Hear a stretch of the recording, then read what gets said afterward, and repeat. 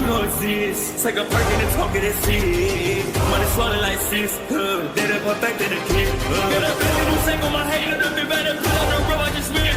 I know we got $1 million. The devil that shit ain't not cheap again.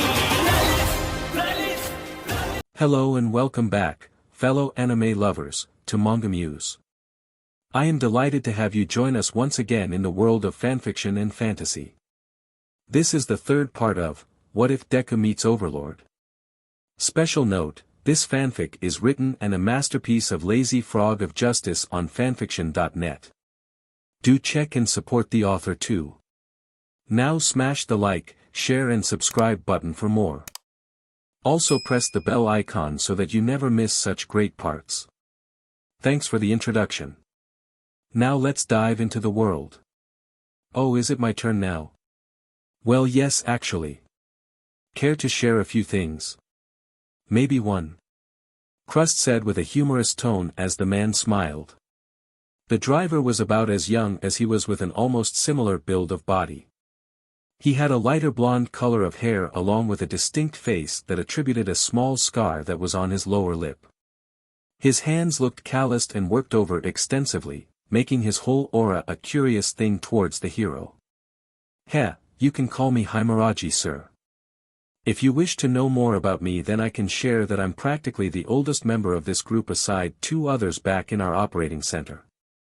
I was Ms. Satoru's first bodyguard when she first considered to have one a few years back. To date, I've been in every event, interview, or any sort of mundane trappings the woman has had concocted in her years of service closely after each job. That's impressive. So in terms of experience, you're pretty much the gold standard everyone has been trying to match on. Crust said in attempt to compliment the man as he glanced at him for a few seconds before returning his focus on the road. Pretty much, but I don't really mind such things. This is a job after all, and the guys in the back can relate to it.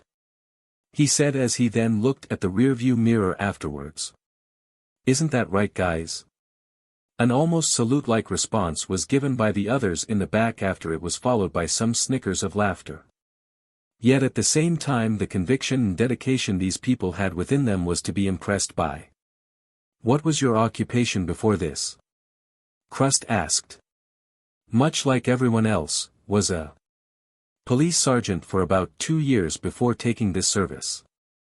I don't think there isn't much to be said since my life isn't as impressive as the others in the back, but I can say that I was model police officer back in the day. Almost too much if you call my service as arranging mostly paperwork a model police officer's actions. A small amused smile appeared on Crust's face as he thought about that. But yeah. I've done some good after Ms. Satoru hired me, and this is the first time I've been given a more leadership-like role in our group, and I can modestly say that I'm quite okay with it. Oh, I think I can see that clearly, given that you guys have been keeping her safe all this time. A few close calls of course, nothing that can't be avoided. Himuraji added as Crust nodded. Himuraji continued to drive as the exuberance of the talks was now subsiding. Although the hero beside him seemed to have one more question behind his mouth that he wished to inquire. If you don't mind me asking, that is, what is she like? Our client? Yes. Himuraji then drummed his fingers on the steering wheel as more and more trees from both sides on the road came and went by. The 3 vehicles now the only ones in this side of the road. How should I describe her? Greenhorn, you mind answering our guest's question? The man said as Murayama perked up, previously distracted with something on his phone. Yes, sir. Never mind, I guess I'll answer the question myself. Seeing that you're busy there. What? I was just. Yeah. Himuraji said with a shake of a head before returning to Crust's question. The hero now relaxing back on his seat as he waited in anticipation, while also looking outside towards the peaceful view. Well, there isn't much I can say that is not said already, but I can tell what she is when she's not in the eyes of the public. Oh. Is she different off camera, as they say? Crust said with an interested tone. Very. It's like a flip of a SWCH. Himuraji stated. The tone of his voice felt as if he thought of his boss as something that was in a more less than savory light. His face turned into a frown for a second as he decided to press the man to explain what he just said or implied. What do you mean? Himuraji suddenly sighed in a heavy sense as he drummed his fingers over the steering wheel. Not once putting his focus out of it. It was as if that he was thinking of what to say. Well, in a way she is still the same person off camera or when she's interacting with many people, but there's a sort of an almost black and white distinction when you compare who and what she is towards us and towards other people. You make it sound like a bad thing. It's actually not. I may word it as it would likely be, but why the hell would I manage to stick with her still, or the others in the back and those in the other cars? Even her staff specifically has remained loyal to her despite who she is when she's not putting on that smile. I don't get what you're trying to say. Himuraji grumbled at that but decided to not to paint his boss in a negative light. Crust on the other hand, seemed to sense a level of conflict within the man's eyes that not even those in the back dared to say anything. Let's put it like this, sir. Ms. Satoru is clearly a special case. Special because she is a true leader in every sense of the word. One that has no time for bullshit or anything in general. If she has something in her mind that she wishes to apply, she does it. If she has anything that she wishes to say or try to convince people with, she does it. It's almost terrifying actually when you get to know her close enough. It's terrifying to think that someone like her exists, someone that can outsmart even the cleverest man or woman in just one mere sentence or two. She's simply, strange in a good, and almost overwhelming way possible. Crust was a bit confused with how he worded it. He wondered as to why exactly the man viewed his boss like this, but he did reckon that not all people are the same in the faces of others and in the faces of their own private or closely personal moments. He had met a lot of pro-heroes that in all intents and purposes were seemingly jolly in nature but were quite different when off-duty. He thought of it as this sort of case and it made him wonder if this whole facade the woman had was only a ruse to pull people in for her support. But at the same time, it was odd how overwhelmingly positive the others were towards the woman while Himuraji seemed to paint her in a more grounded and neutral sense. She seems quite the woman I see. Quite is an understatement. She's many things beyond her own public image. When I first met her I was technically floored at how different her aura was around her. She was almost nothing like what I heard her to be like, and I questioned whether this was the good choice to continue pursuing for her protection after the first job, but I was enamored by her commanding nature. Her strong-willed drive that seemed to push everyone aside just for her move forward. It was admiring and I myself thank her for affecting my own self-confidence over my own life. She's definitely an example that most people should follow, in the right circumstance and mind that is. Crust hummed in response to that as he placed a hand on his chin, massaging it slowly. Is she genuine at least with those things she promises to people? Those words and ideals she supposedly masks herself in. Are they real by any chance? Himuraji glanced at the hero for a few seconds almost in surprise at his question. Of course she is. She is the real deal like what my colleagues have told you about, but at the same time you have to realize that she is far too smart to stop at that. She isn't what you would juxtapose or simply generalize in the role of a simple, homegrown person who would fight for the ideals of the layman or those oppressed in this sort of view of the world that has good and bad in it. She's more than that. Crust continued to hear Himuraji's words closely as the man continued. Sure, it's her goal to do this and that. To fix this and that, to allow the betterment of the people or of many other ideas that should spawn from the kind of person she is in the minds of the public. Yet, you also have to realize that she's also opportunistic. Tactical, strategical, and many moves further in a proverbial chess game she has over the entire House of Representatives and politics in general. She knows her moves, her desires, and places what her own goals are that coincide with the public forefront of her own campaign in order to further along her other goals to maximally proceed her position of leadership. You see, In a game where having a lot of support and backing helps, someone who can effectively invite and entice the minds of many, wins. While some would view her outside front as propaganda, others view that side of her as a smart and intelligent way to play her cards right. Because at the very brunt of it, she has already understood what the ins and outs of politics are in order to greatly value her actions. Noble as the public views her efforts are, they don't totally grasp what she's trying to achieve. Crust blinked at that. And what is she trying to achieve? The hero asked. Himuraji shrugged with a small, hearty chuckle. Frankly, I have no idea how to answer you on that. Best case probably is to ask that to her personally. You never once tried? I did, but then again, someone who has played this entire game like a fiddle is surely not one to reveal all her tricks. Crust could hear Murayama huff to that statement as the entire vehicle went silent. It made the hero ponder his thoughts towards this job he was taking in a new light. He looked outside once more in deep thought before Himuraji caught his attention with a snicker. Don't worry, try not to overthink things just because I was honest.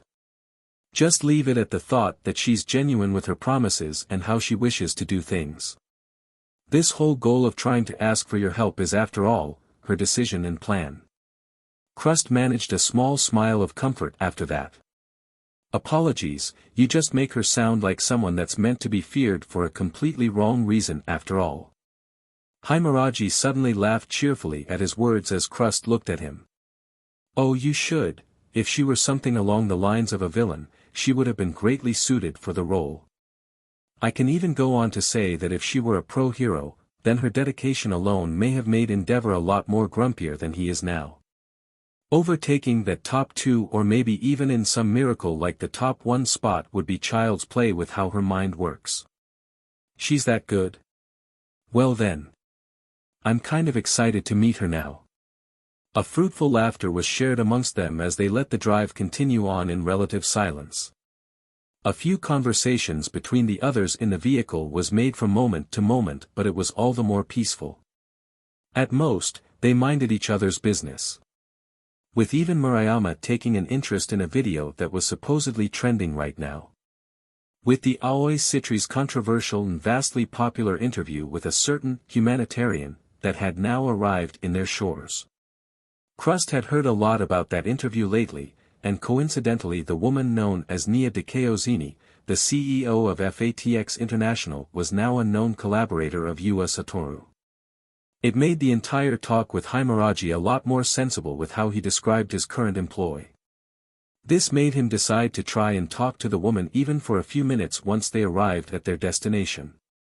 Surely, the conversation would be interesting. Hey boss, what do you think of what that FATX CEO said about pro-heroes and quirks last night? Murayama asked as Himuraji groaned. The more so empty road full of trees on both sides was where his priorities lay as the car continued on. Crust having to muse on his own thoughts too. Once again I have no comment about that greenhorn, you already know what my thoughts are Taor. Himuraji stopped as his eyes focused on something outside of the vehicle.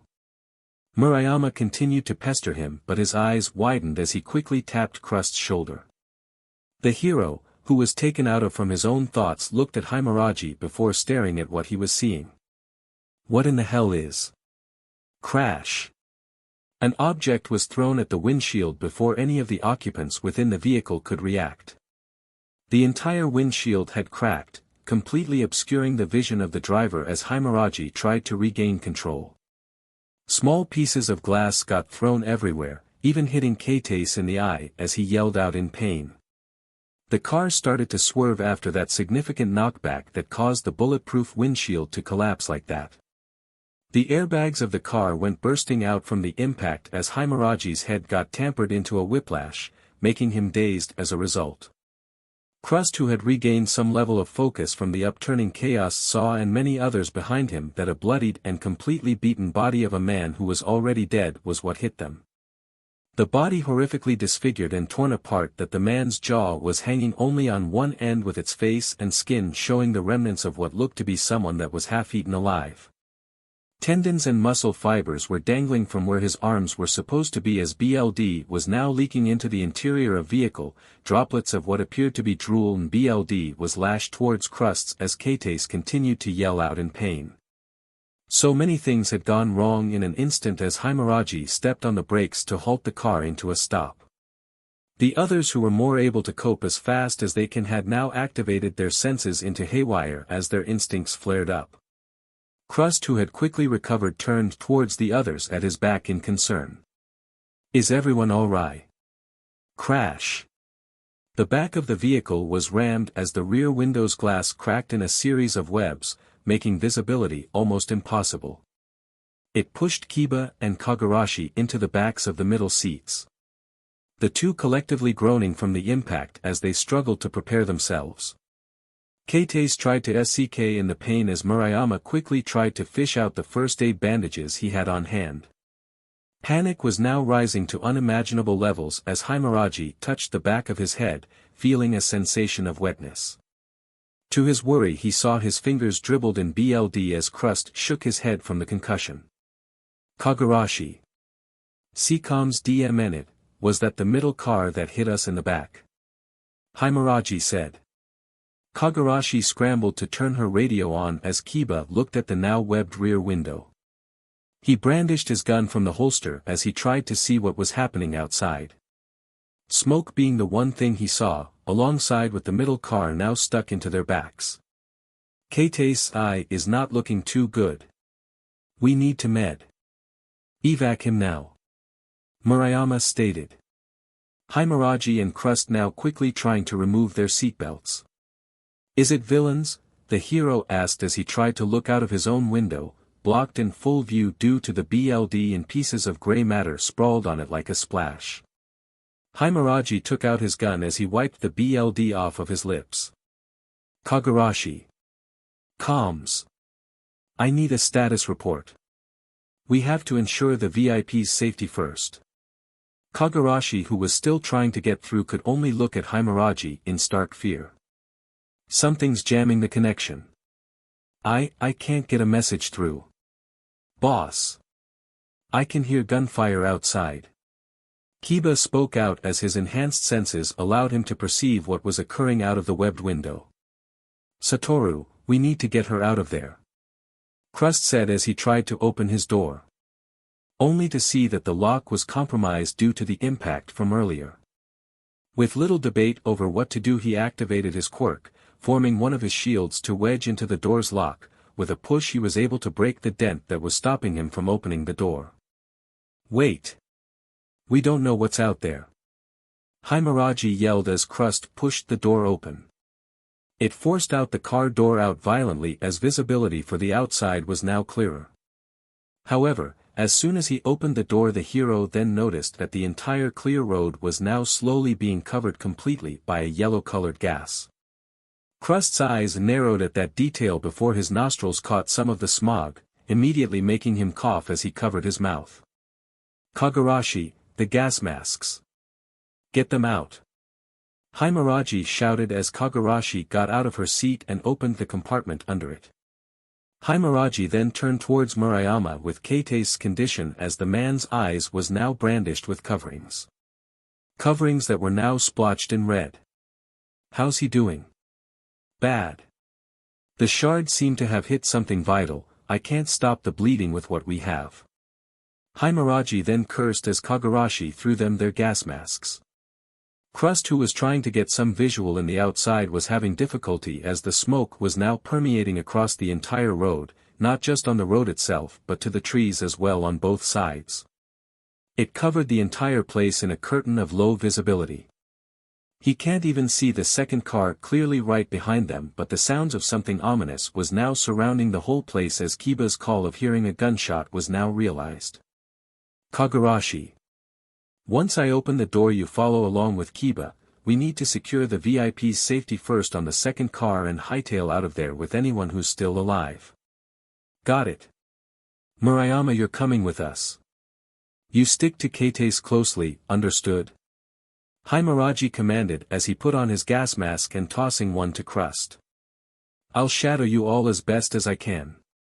Crust said as he put on his mask, before a shadow loomed over his face seconds later as he glanced back where he once looked at.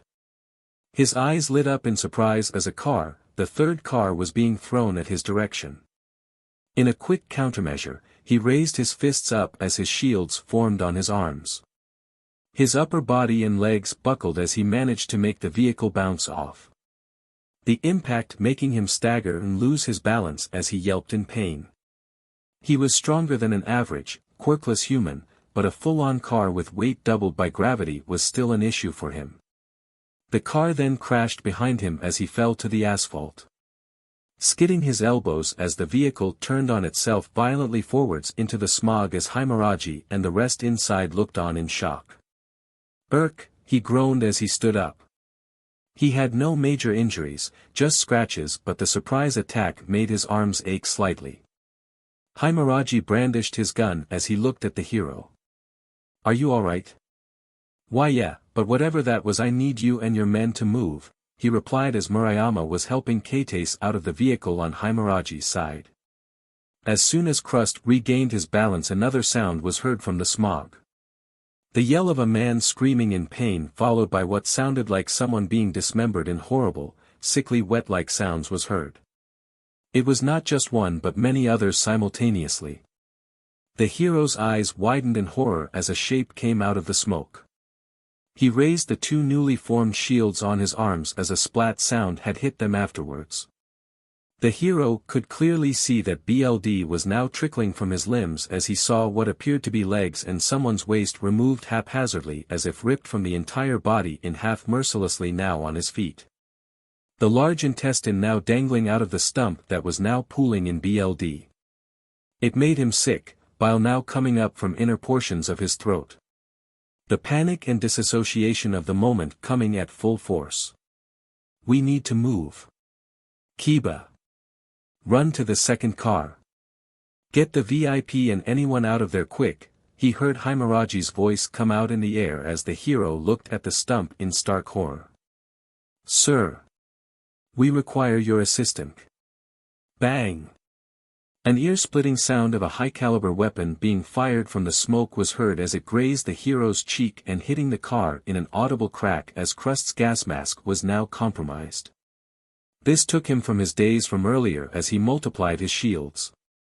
His focus now returned to the scene. "We have a shooter in the smoke. I repeat, a shooter in the..." Bang! Another ear-splitting sound of something being fired was heard. The glass on Kate's window breaking even with its bulletproof quality. Luckily, Kates was shipped out along with the others with Himuraji and the rest hiding behind the side of the car they were in. Bang! Crust formed multiple layer upon layer of his shields as they extended high and long enough to protect his current comrades. Each bullet hit the hexagonal shields mercilessly and frequently with impact that made the hero's hold on his quirk shudder, albeit slightly.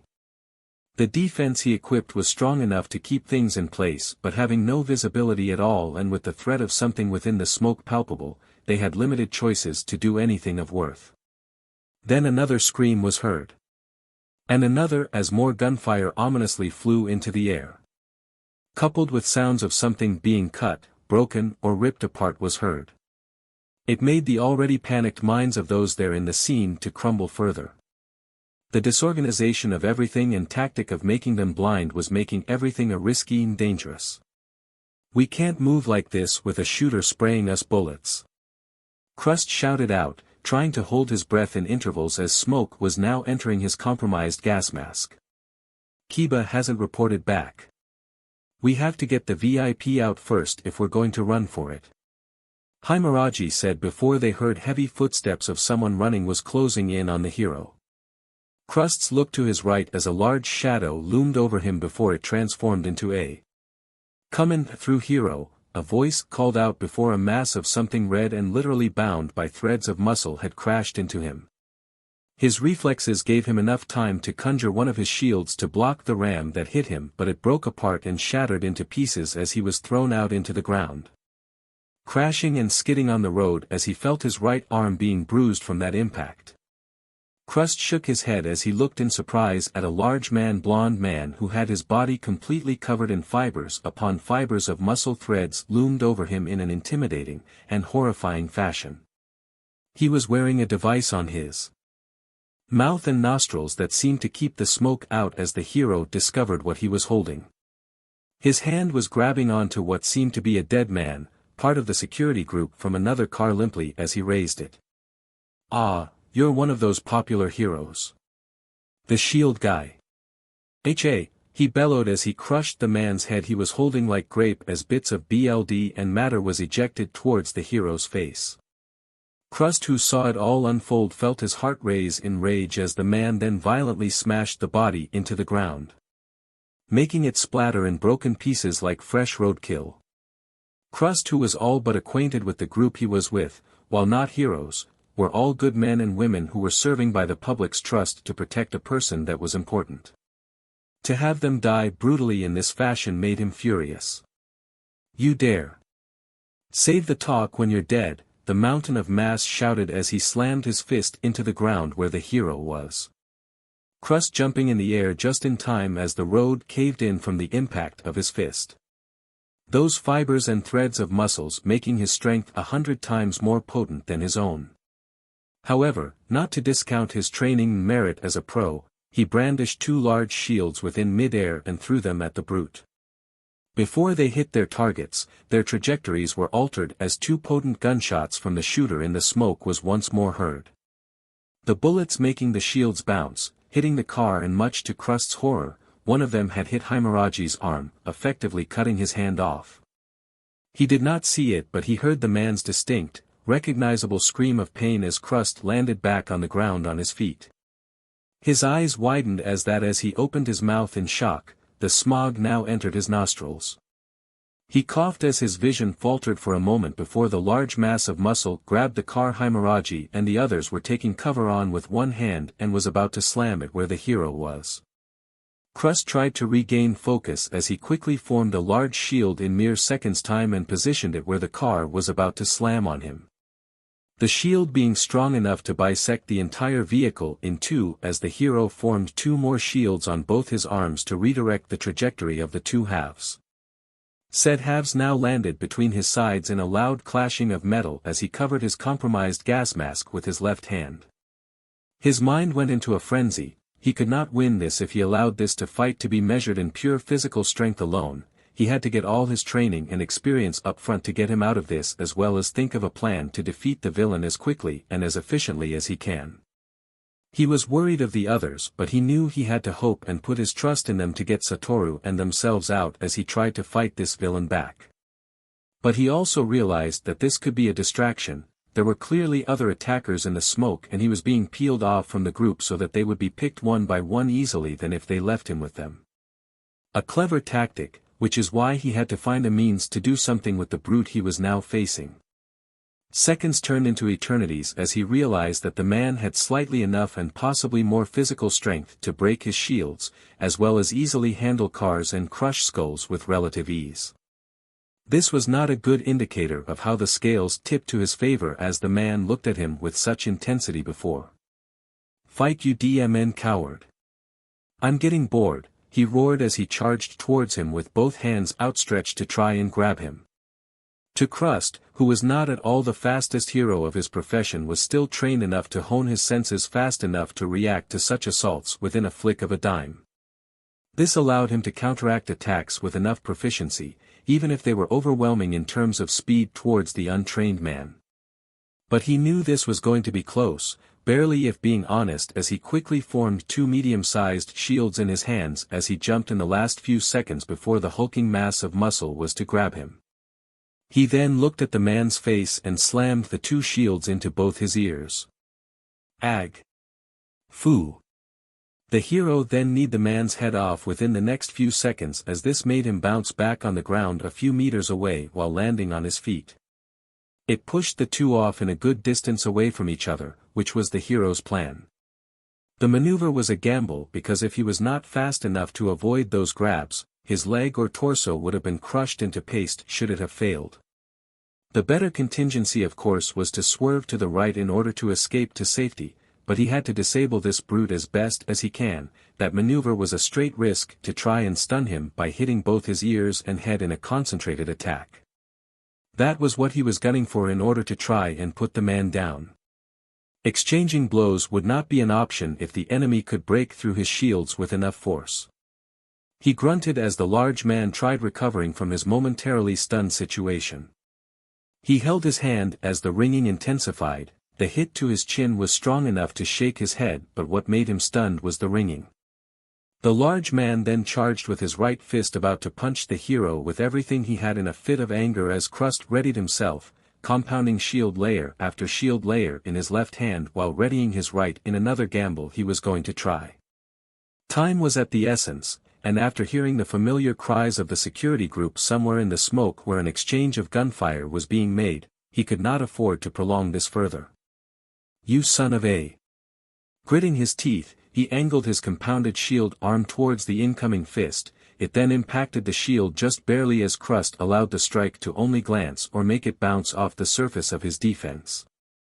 The motion made the remaining length of the arm to slide through the shield as the hero formed a hardened but smaller group of shields in his free arm and struck the man's face with it. The impact shattering the outermost shield as the large muscle behemoth ejected drool out of his mouth within that device he wore. The gamble paid off, until the man reflexively kneed the hero into his exposed torso. The impact, compounded with his impressive physical strength, made the hero wide-eyed in pain. An egregious amount of pain struck him into the abdomen as he coughed out almost the entirety of his stomach's contents as bile mixed with blood and saliva burst out from his mouth. The smell now invading his nostrils as they were trapped within the headgear he wore. He then backed away with a sound that was close to a whimper due to the hit until he saw his enemy about to hit him again. With his strained physiology under fire, he only had a second to form another shield before. "URK." The muscled behemoth shattered his measly 2 conjured shields with that punch as he was knocked forward. He then felt his back slam itself into what felt like a tree bark. The tree bending from the weight of the impact as he felt a trickle of blood that came from his lips. Iron was what consumed his taste buds ultimately as his vision was becoming foggy at the edges. "You got me good at those hits, but you are nothing with those shitstains of shields against me." The man bellowed as he raised both his fists up and jumped to slam the hero into bloody paste. Crust coughed as he saw the man shadowing over him about to crush him. With a determined look even in his pained state, he ejected 2 shields from both his arms and threw them into the air like frisbees. He then narrowly dodged the behemoth as he rolled to his side. The ground bursting forward as dirt and pieces of asphalt flew into the air alongside him. He managed to land himself back to his feet as the man quickly recovered to try and attack him head-on again with a murderous grin. The villain then ran towards him only to stop midway when one of the hero's shields made contact on his arm. The edges of the hexagonal shapes sliced a large group of fibers from his arm, breaking the integrity of his strength on that part. He was about to shrug it off until the other shield sliced a wound into his leg, severing the fibers that were there alongside as touching the skin due to that area's lesser compounded bundle of fibers. Blood spurted out as he continued on towards the hero, his adrenaline lessening the pain as he saw Crust reacquiring his shields. He punched straight towards him only to hit the air as the hero jumped back, throwing his shields once more, severing more and more threads of muscle and slicing some parts of his skin in a deadly game of evading and striking back at a good distance. It was working, albeit slowly. Due to this, Crust knew that he had to end this battle soon as he heard the others becoming quieter and quieter in the background. The shooter in the smoke was still not aiming or killing him with the many openings he had, so in his mind he knew that whoever it was, they were still occupied. "Stop running, you piece of SHT," the man roared as he tried to recover the sliced membranes of his mass over and over due to the strategy the BSTRD of a hero employed. His head was now transfixed on beating him mercilessly on the ground even with the orders he got from his employer. They be damned with their plans. He was ending this now. Straining his quirk to a certain limit, he quickly slammed the ground with all his strength to procure cover around him. Crust, who was startled at this, jumped back before the man could attack him, only for him to land on the hood of the bisected car that he was just in minutes ago. One of the halves, to be exact. Die, the beast roared at him in anger as he only had a few seconds to form something before both fists were to crush him. He did not want to feel another wave of those potent hits towards him. The next set would surely critically injure him, or worse. However, as the villain was about to land on him, a set of chains with daggers at their ends shot forth, embedding themselves into the villain's muscle fiber-covered torso deeply before violently being pulled to the right, his entire body being thrown out into the smoke and out of view. A loud crash was heard, and the hero saw the chains recede towards a familiar androgynous-looking woman who had them coming out of the tips of her fists. She was worse for wear, though, even if she had just effectively saved his life. Her hair disheveled immensely and her clothes were ripped all across her body, with a nasty cut on her head that was bleeding through her cheeks. Even with her gas mask on, her eyes still conveyed a measure of pain. She was huffing terribly as she looked at the hero. He was about to smile before a horrid and familiar sound broke through the air. Bang! Crust shouted out in horror as BLD burst forward from Kogarashi's left shoulder blade. A hole that allowed sunlight to come out of it was visible. Crust then jumped forward to catch her and quickly made a large shield to cover both of them, as bullets from the unknown shooter was now firing at them. He cradled the woman in his free arm as he hoped that the other large villain would not attack them yet. Especially with an injured comrade at his side. DMNT, that hurt. Kogarashi whispered as a trail of BLD came from her nose. I wanted to say thank you for making that bold move earlier, but you would be breaking the law for using your quirk. Crust chastised with a small, strained smile. He was unsure what the woman's state was and if she was going to live through her injuries, as she looked worse than she was with that bleeding wound on her shoulder. F you. I know my rights. I was once a sidekick, and you upholding the law in this very instant would have us both killed. The woman said as she groaned, trying to stand up as Crust felt another bullet hit his shield. Well, it's good that I'm here then, right? Makes your cases easier to explain to the top brass. I'm sure that maneuver you did earlier would have made Yoroi Musha proud.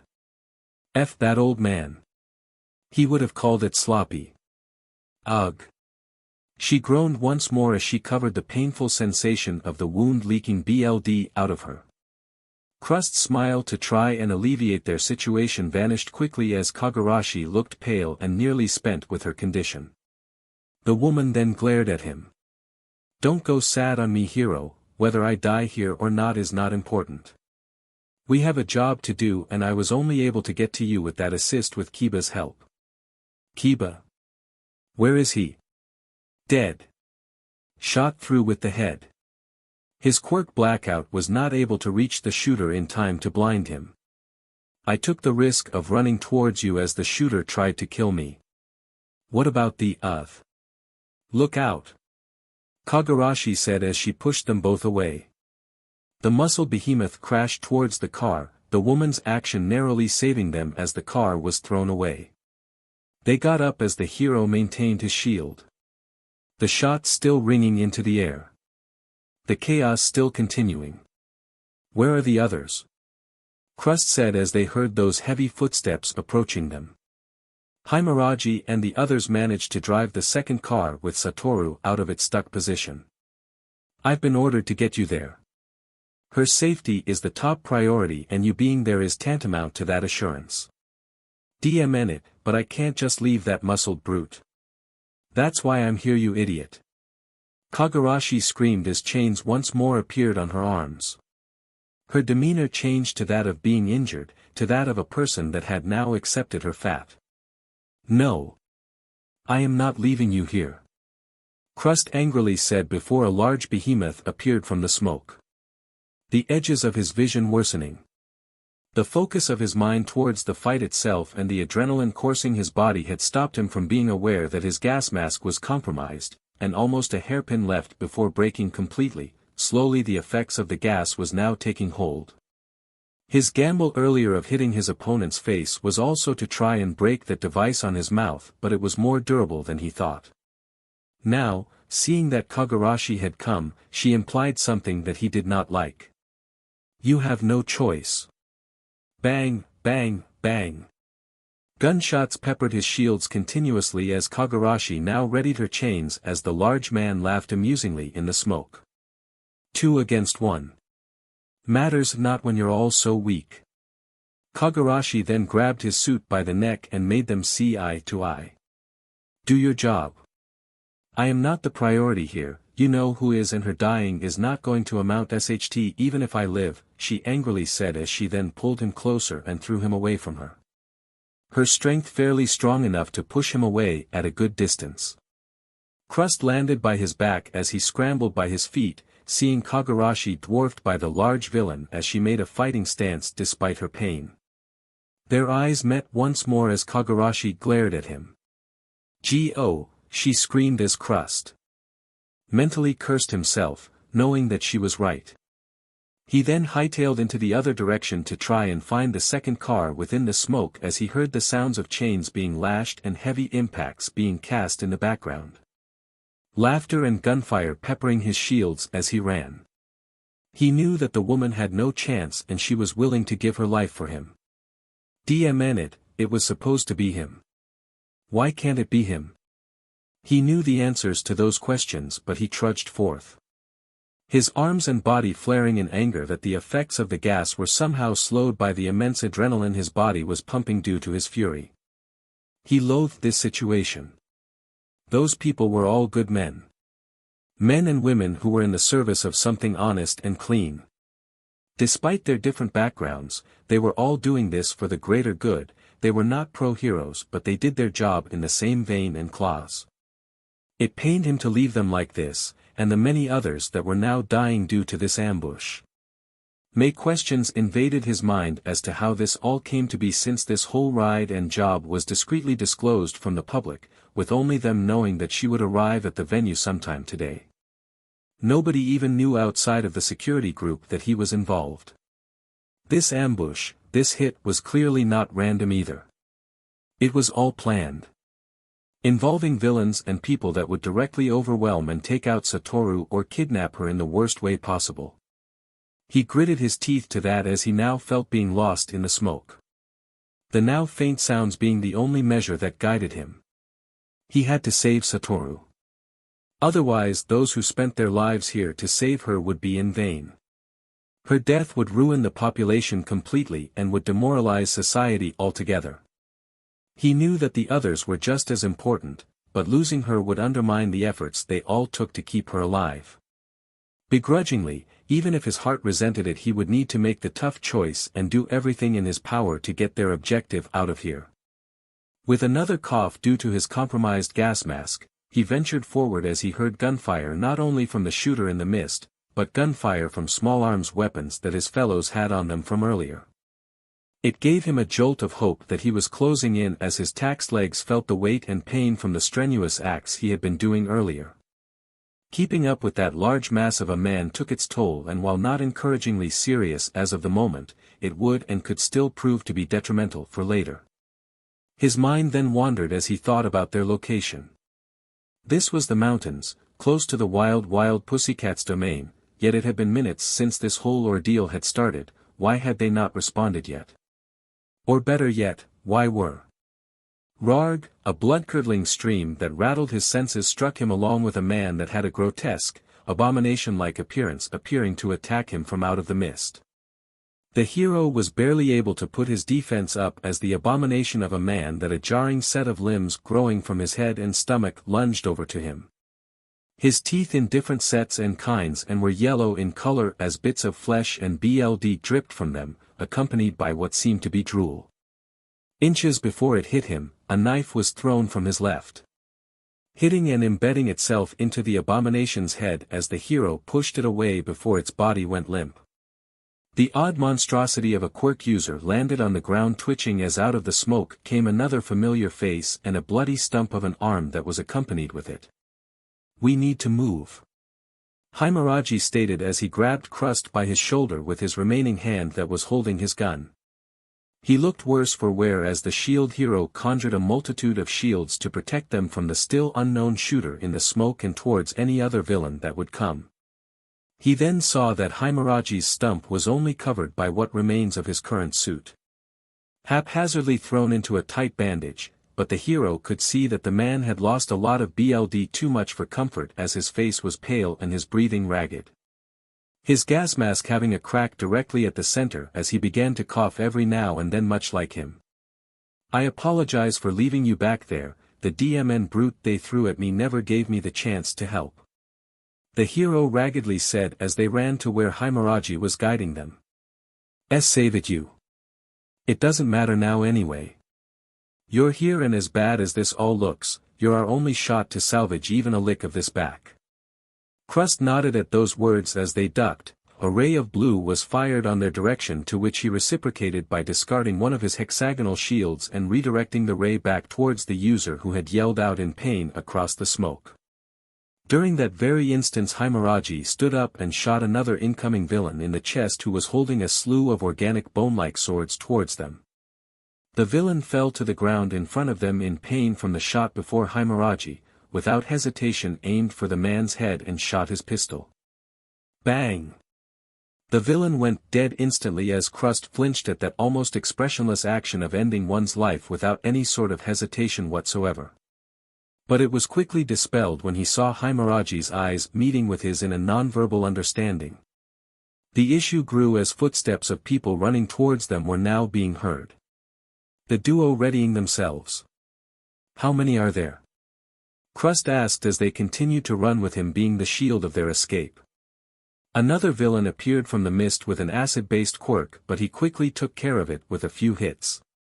Himuraji did the same as he provided ranged cover. The hero continued to erect a shield to protect him as they were unsure if the shooter in the mist were to fire at them. I can't say. I managed to make Greenhorn to take the second car with Satoru in it to drive off, but the bastards managed to hit the engine and now it's stuck. We can't get her out of there by ourselves. We need you. Himuraji said as he shot another round of shots towards the direction of another incoming batch of villains. Is there anyone else alive? K-Tace got ripped to shreds. I didn't see how, but I suspect that whoever's in command of this is purposefully throwing low-rate thugs at us while keeping us all in the smoke. They want to kill us all right here and now, that's why they're employing stronger villains guarding the edges of the smoke, to make sure no one escapes. SHT. What about the shooter? We tried neutralizing him, you already know how that worked out. I dearly hope Greenhorn's still alive and my one other guy that's with him. Otherwise us trying to get there would have been pointless. How far are we still? Himuraji then took a peek out of the hero's shield and saw the almost zero visibility smoke as he tried to think where the second car was. We're close. I think. But regardless we need to get to them. I hear you. The hero replied as he dispelled one of his shields to throw it towards another villain that seemed to have a rock-based quirk. The hex managing to hit his face with enough force that it made him stagger. Crust then followed it up with a charge using a bundle of shields on his arm as he rammed it towards the villain. Himuraji settling in close as he aimed at the villain's eyes and made his shot. Bang! Crust shook his head after witnessing it, his thoughts in pure discomfort at that matter as the man ejected his pistol's magazine. He then gestured at the hero to help him get another one in as Crust obliged. Both of them moving once more while doing so. Your quirk, is it related to guns? Crust asked, unsure how to feel about it as they continued to fend off attackers from all directions. What? Are you serious? I'm Quirkle ACK. Crust's eyes widened in surprise and shock as a blade of sorts had pierced his chest. The BLD bursting out as it hit his face. The hero then saw the man grabbing onto his shoulder with what little strength he had as his face contorted into a grim, concerned face full of fear. Get her OUACK. BLD was gurgling within his gas mask as the blade that came out of nowhere that pierced his chest had violently pulled the man away from him as he tried to reach out and stop it. Crust felt the terror worsen as his comrade was being whisked away. He then made a fast enough shield to try and sever that elongated appendage, only for another familiar shot of someone in the mist to appear in full stride. Bang! Bang! The clearly stronger caliber round shattering his attempt as the hero cursed out loud in anger. He raised his shield up to try and defend against the hail of bullets as he thought about those he had lost today. His pride and sanity now dwindling before his very eyes as he struggled to make himself sane and focused. He gritted his teeth angrily before. "I'm back," another horrifying and familiar voice said out aloud before he could do anything to react. His mind and body were not ready to face the sudden return of the one that put him in a bad spot earlier. He managed to conjure another shield to protect himself. Crash! Only to shatter as the behemoth hit him by ramming his entire body at the hero in a tackle. Arg! Crust was thrown a good distance away from all the mass and strength placed in that tackle. His breaths became all the more ragged and painful as he felt that some areas on his torso were now registering a slew of pain so strenuous that he realized parts of his ribcage were either cracked or broken already from the impact. It was made even worse as he bounced on the road a few more times before landing on his face in front of what seemed to be the second car. The landing making the front of the vehicle dented as the hero struggled to maintain his conscious state. The gas mask now broken off completely as BLD dripped from his lips and face. "No, it can't end like this," he mentally thought to himself. He placed his hand on the car's hood in order to stand up as he heard more and more footsteps approaching him from all directions. His senses were now at their last legs. Even the voice of someone shouting out his name nearby went unnoticed as his mind was now in complete shambles. His vision and ability to breathe now completely strained from everything happening around him.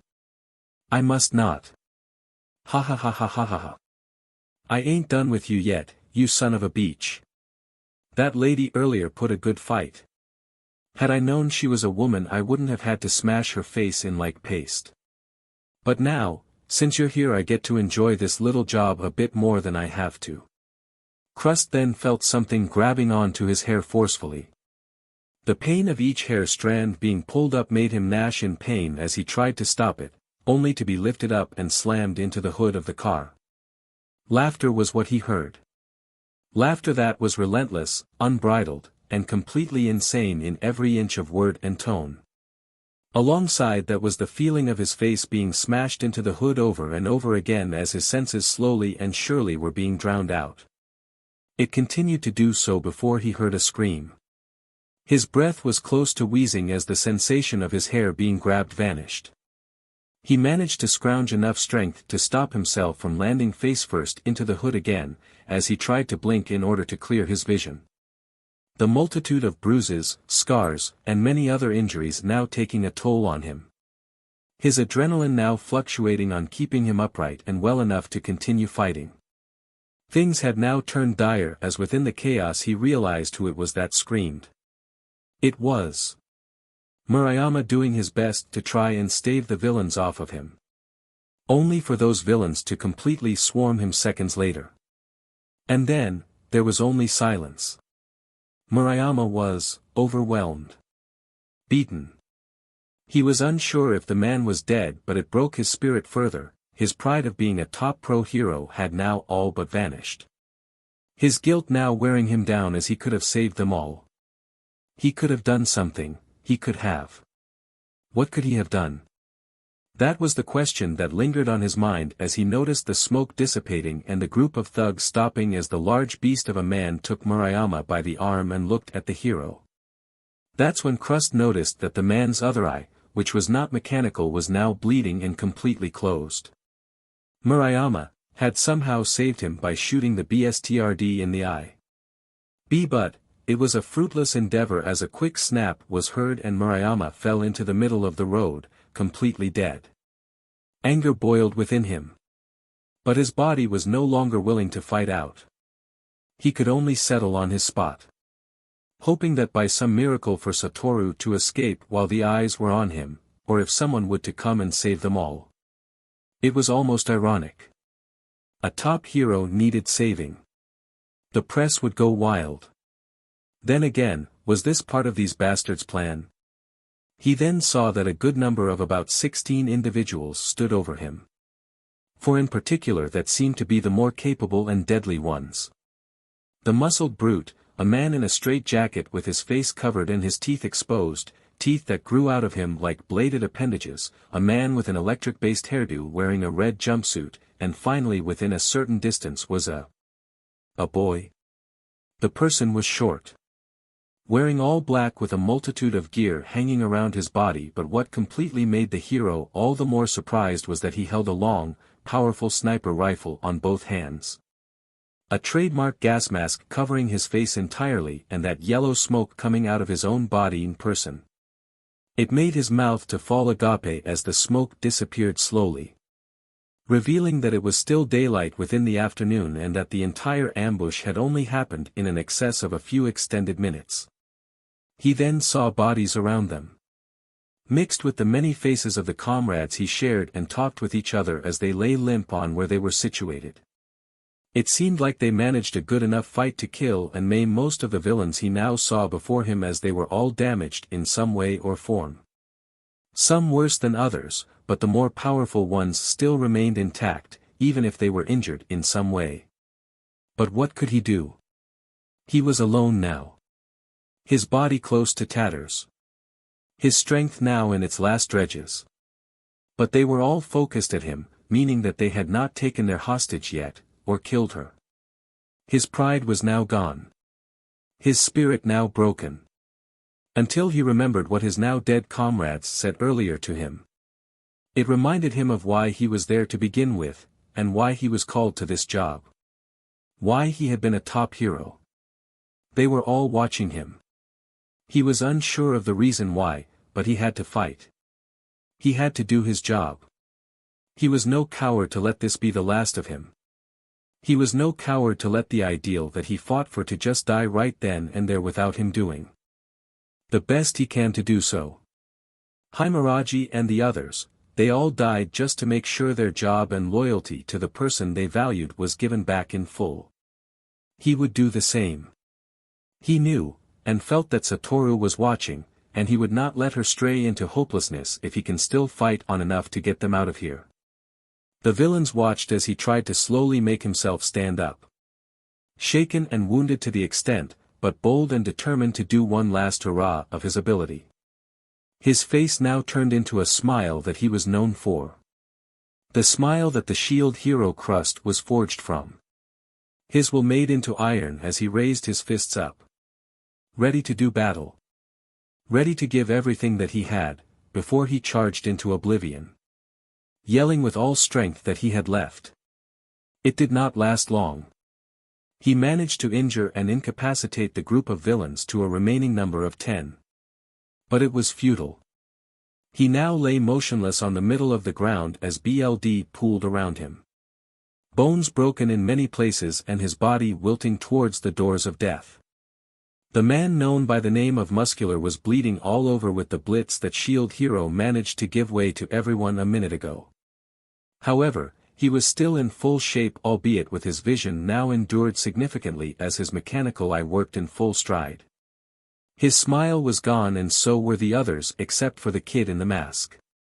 They looked down at the hero, making sure that he was down for the count as they wondered why the politician still did not run away or scream in panic from within the car. The vehicle's windows tinted off completely, so they had no total understanding of what the woman, as they were told, was feeling at the current moment as they lay in wait for what was to come next. The kid in the mask who hired them all together being their guiding and commanding force out of all of this. The same kid was now walking towards the hero slowly as the villains remained silent. Muscular would have said something back at the kid for ignoring him completely, but he was exhausted from fighting just one hero, a sentiment that his comrades currently felt. Even if they did win at the end. His mechanical eye followed the kid as he stood over the hero. His rifle now tucked into his back. I thought we injured him far enough to make this easier, but I was mistaken. It's no wonder he's so high on the list. Humph. I wonder what would have happened if I didn't shoot him in the legs earlier, the boy said through his mask as Muscular glared. Hey midget. I ain't taking orders from you. If that F-er is dead we should get going with what we came here for. The man said as he walked over towards the car. The boy did not reply back as the man moved towards the car. Crust, who was now a hair-length as close to death's door, opened his still-functioning eye. It was blurry but he could see at least some form of his surroundings. The boy was standing over him wordlessly as he could see the hero's fingers moving somewhat. With his blurry vision, he could make out that the large villain had ripped the secondary car's roof off as the villains all stood back. His heart beating a bit faster even at its faltering state. He blinked slowly as the sounds around him became sluggish and slurred. But he could see it. The large man screaming in command for the last survivor within the car to get out. He blinked again. Seeing an outline of a figure standing up from the wreckage. His vision blurring but he could see that it was a woman. Long, black hair. He blinked once more to try and clear his vision. Then he saw it. A woman, no, a goddess in physical form stood over them all. Horns of pure white shining on her head along with eyes of yellow in color. Her slender figure and astute form making everyone, including him in his current state, to take a pause. Her face in a small smile that no expression or grace behind it. And lastly, two black as night wings sprouted from behind her. It was her. The face that he had seen in so many pictures and videos. The infamous Yua Satoru herself. The maiden in white. Crust felt his vision blacken. He had hoped to see the woman personally in a different, more favorable way. But even so, the failure in his heart was abated somewhat, seeing that angel. Before his eyes and body gave way into darkness. Present. That's all that I can remember. Tadeuki said towards the two detectives. He was now bound to a wheelchair. Unable to move with the many injuries he had. He knew full well that even if he recovered, his ability to be Crust, the shield hero, was now impossible. He licked his lips at that as he felt a tear coming down his cheeks as he looked at the concerned faces of the detectives questioning him. I'm very sorry to hear that, sir. One of the men said. A genuine sorry to him. Everyone's dead because of me. He told himself. No one's blaming anyone. You wouldn't have known. No one would. Not even the press knew about this. This meant that a leak from inside was what caused this. We're trying to find out and hopefully address it, but with things are now. I don't even think the press or the public would accept it as an excuse. The detective sitting across him said. It's that bad? Tadeuki asked. Knowing the answer. He then saw the two detectives sighing heavily. Yes. It's bad enough that a top hero had failed or that the press blames the local police as well with this incident. But with Yua Satoru's status in all of this, it had pushed some people to the brink against their thoughts on both our ability to protect the public and should anyone trust anyone at this point. Thankfully, the woman has tried to patch everything up in a press conference earlier today. She in no way expressed that it was anyone's fault and that no one should blame anyone about it. It works enough mostly, but it does leave some questions to stand still. I see. The news is all over us unfortunately, and if word goes out that you were found nearly dead along with Satoru being saved by that Black Knight vigilante at the last minute, then all comes to SHT for all of us. I don't think All Might's presence is enough right now to justify the doubt everyone's feeling, and even I think it's for a good reason. The detective said in a begrudging tone as he twirled the pen on his notes. The mood and atmosphere remaining sour and depressing. The anxiety gnashing on Tadeuki's brain as he thought about all of this. See, can you tell me again what happened the very moment we were found? He asked. The two detectives then looked at each other before the other nodded to continue. The pussycats managed to call in what they had seen. Apparently they had found the Black Knight carrying an unconscious Satoru in place. Her entire body covered in blood, to which we believe was the vigilante's doing. Everyone around them, except for you, was dead. The pussycats were about to engage the vigilante together, but he had left them shortly, blinking out of existence before they could react. After then you were rushed towards the nearest hospital discreetly along with Ms. Satoru, but, the press caught wind of it and now were neck deep in more problems than before. Yuki gulped at that statement. But again, no one here is to blame. You did a good service trying to protect her as best as you can, but given that you were all outgunned and outnumbered, it was a miracle that both of you survived. Yuki remained silent as he looked at the two. Did you find at least a motive to all of this? The detective narrowed his eyes at him. We believe that this was not a random hit. They knew what they were doing. We've already started to brainstorm who the possible suspects are, given that Ms. Satoru has a lot of people that are against her. Though at the same time, even if they did technically lose out by not kidnapping her or killing her, their efforts still stand. The public, as you know, is now walking in a tightrope towards where their opinions lie. I'm not going to sugarcoat how bad it is out there, but if they were to know that a vigilante was the one who rescued you both at the end, then everything would fall just like that. You're suggesting to keep our mouths shut? Yuki asked. Yes, for the sake of everything. That is much obliged. The hero nodded towards them. I'll make sure of that, but what about Ms. Satoru? For the betterment of everyone in this case, she has agreed to remain silent. Even asking to try and help mend the wounds of the current public opinion. She's been very apologetic towards everyone because of this, and because of that a tighter security protocol was decided, and that we all had to take a more hands-on approach with this. This goes with all elected leaders of the Constitution. I see.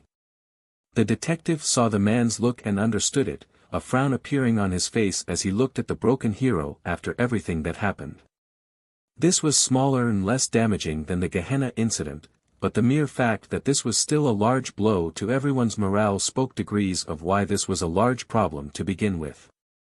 And in the center of it all, was the hero himself. Broken and filled with all that guilt coursing through him.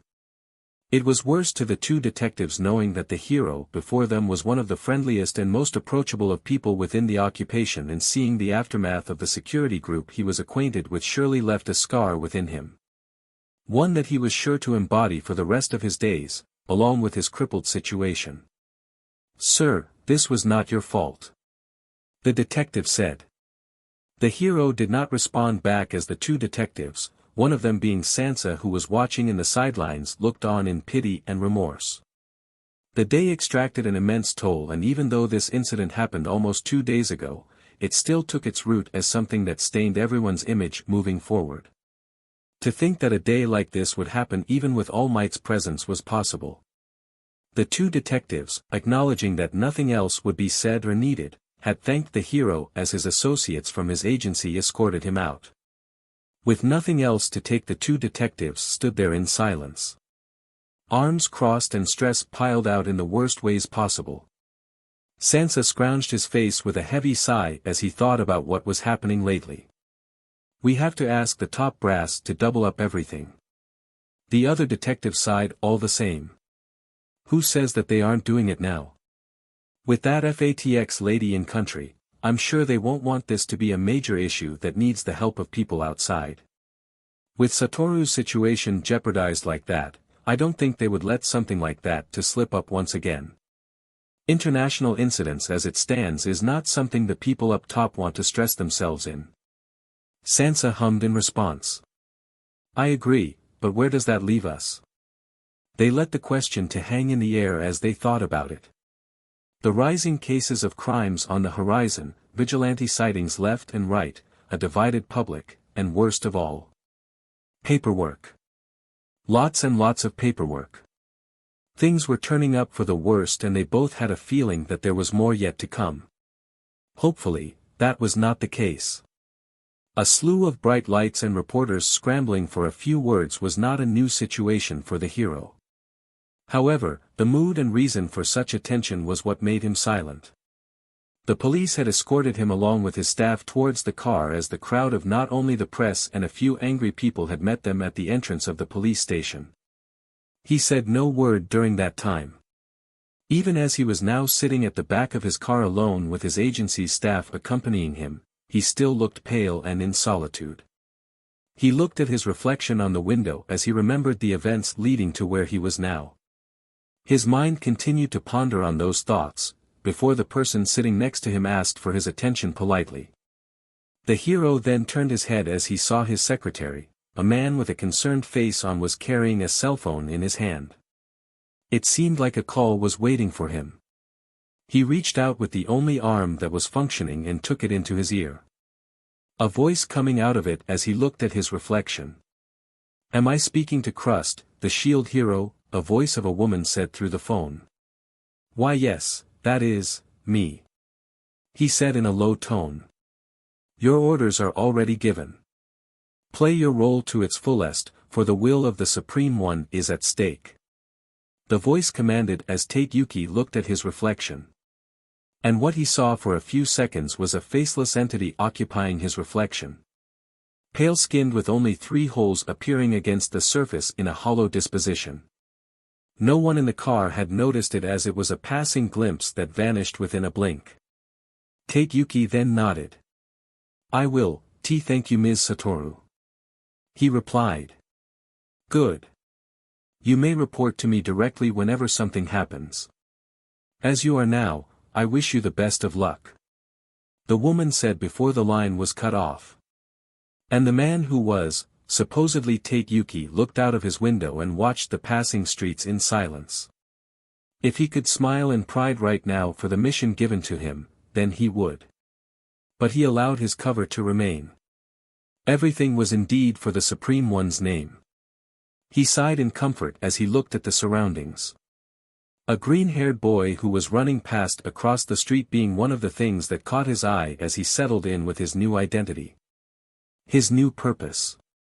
Albedo wiped her hands off of the filth that she had just disposed a little over a few seconds ago.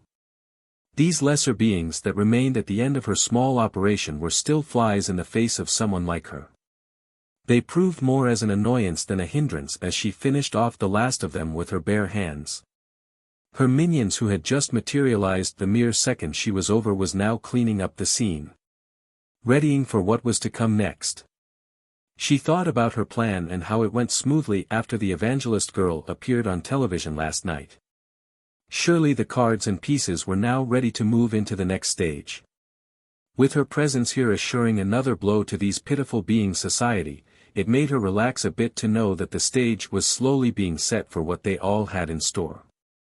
"Ah, we have met once more after a long journey's end, haven't we, Grand Overseer of the Guardians?" an amused tone said as Albedo looked at her left and saw none other than Pandora's actor himself in the form of the Black Knight Momonga standing over her.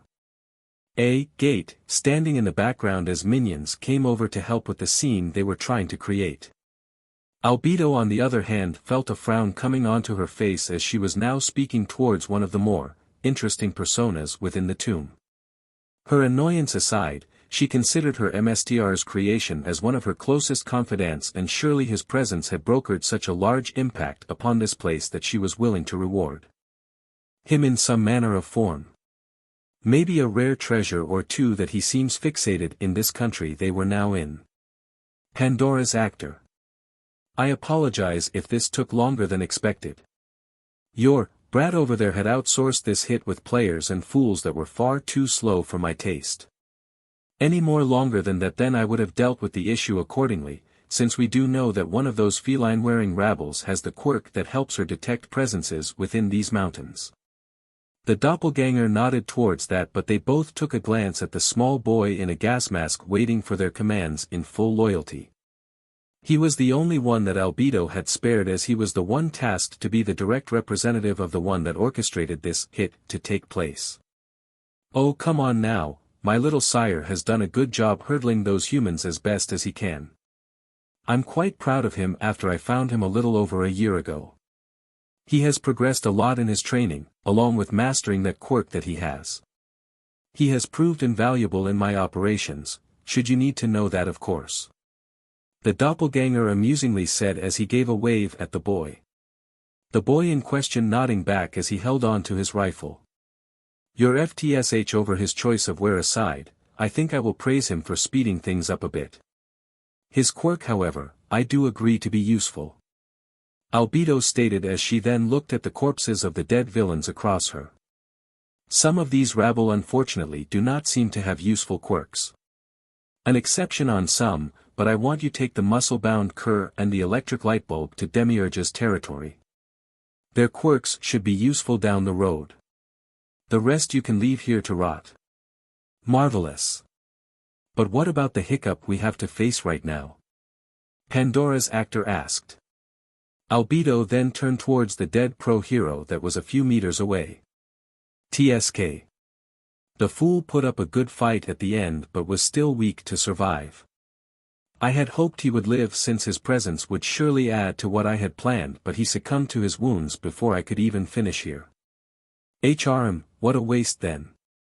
I assume we have to use another double for his absence. Yes, while I am very much displeased with the number of doubles we have replaced amongst the ranks of the heroes and their leadership, I think we need to place one in his stead for now. The doppelganger once more nodded towards his colleague over that statement. I have already sent orders to have one of the doppelgangers assigned to this mission, his body on the other hand. I suppose you can also send to Demiurge. Albedo then nodded to herself, reassuring that things would still work as planned. My brethren's ability aside, dear Overseer. I am quite impressed with your acting skills as of late. Your compassion and drive towards it outstands me. A while back you were as stiff as broad. Not particularly bad at this job, but you were lacking a few signature things to make this all work. Albedo frowned at those words. But now, look at you. You have created a persona that has retroactively made your listeners to follow your lead to the very end. If you weren't what you are now, I would go far to say that you have become this persona of yours. Maybe mingling amongst the humans has proved fruitful in your case. Albedo glared at him furiously with her teeth bared. Do not tell me or suggest to me that I am comfortable with this little act, Pandora's actor. This is only an image. Nothing more. These humans are worthless fodder in the faces of existence that they are easy to manipulate when you play the right pieces against them. I have no trace of care for their well-being, and my persona, as you say, is just that. A persona. If it were not for the good of the Supreme One, then I would have broken character a long time ago. That was not a jab, Albedo. Merely a compliment. I don't need compliments. If this allows results, then I will tolerate it. Yes. I do see that. Your patience amongst them has even improved. Our Lord would have been proud at you for such a feat. His words alone would have made you smile. The doppelganger stated with a genuine tone towards the overseer as Albedo said nothing to reply against it. Since we are talking about our Lord, Pandora's actor, I must ask, how is he? The Black Knight looked at Albedo and looked to be unsure of what to say. He is doing well, I suppose. I see. That's good. I think. Albedo worriedly said. Concern of the highest kind within those small words overtook her heart. Not to worry. I'm sure he will come over that soon. He is our Lord after all. All will be well in the end. Pandora's actor assured as the two contemplated on about their MSTR's condition. They were pondering on those thoughts before the boy that the doppelganger sired stepped forth. Excuse me, my lord and lady. We have a problem. Albedo looked at the boy as Pandora's actor tilted his head. A problem, you say, dear Mustard? Albedo stood over a man who was bleeding to death on the side of a tree. His arm was cut in a bleeding stump and his chest was open with that wound that leaked blood. He was conscious still as his eyes looked weakly at her. She recognized the man. This was Kiritsugu Himuraji, one of her security group's head officers. Normally one would say that a look of betrayal was to be expected. But Himuraji only had an amused smile towards her. Albedo remained expressionless towards the man as he stared. SOT, this is your G-game after all. See color me, I impressed. Albedo tilted her head, before opening her hand in a gesture towards the boy beside her. The boy then understood the notion and gave her his handgun. Why you, P played us all like a fiddle. Himuraji said as coughed BLD. Albedo now aiming at his head. Still I am honored to have B. Bang! Smoke came out of the barrel before Albedo wordlessly returned the gun back to the boy. She then walked away as everyone followed. Her mind now thinking of the next phase of her operation. Tsukachi Naomasa was having a rough day. No, rough would be the understatement of the century. He was clearly tired, stressed, and beaten to SBMSN with the constant problems he and his unit, along with the rest of the country, was feeling right now. Sleeping was no longer a joy he afforded. Hell, not even coffee could bring about some level of comfort nowadays. He even wondered if people like him are allowed to feel comfort given the shitstorm they were all facing. Even to someone like Tsukachi, who was a patient man, felt as if he was on his last legs. The burdens of everything piling up against each other had turned his tolerance slim and his focus all over the place. His eyes were now red from the lack of sleep and his face being nothing positive but gaunt. Gaunt. It reminded him of a similar person that he knew that had a gaunt appearance. This was also the same person that he needed to talk to closely, with the new case and situation they were now embroiled in. Speaking of such thoughts, he returned his focus back to the road as he turned his car closer towards the street they agreed to meet on. In the detective's mind, it felt like everything was making him paranoid now. It was as if every second another gerbil or incident would provoke another mass problem that would turn this situation all the more worse than it is. In a very rare instance, Tsukachi cursed inwardly. It was one of those few times in his career that brought him to the brink of what he was now. He sincerely hoped that whatever information he would get would certainly make this whole ordeal easier. He whispered in a sarcastic tone. As if all of these were going to be easy, in the first place. With a turn of the wheel, he drove the car into another street. A street that was almost devoid of all life and activity. Most of the stores, shops, and even small businesses that were usually open at day were now closed. The paranoia and fear of the events 3 days ago had now gripped the people within Kamino Ward.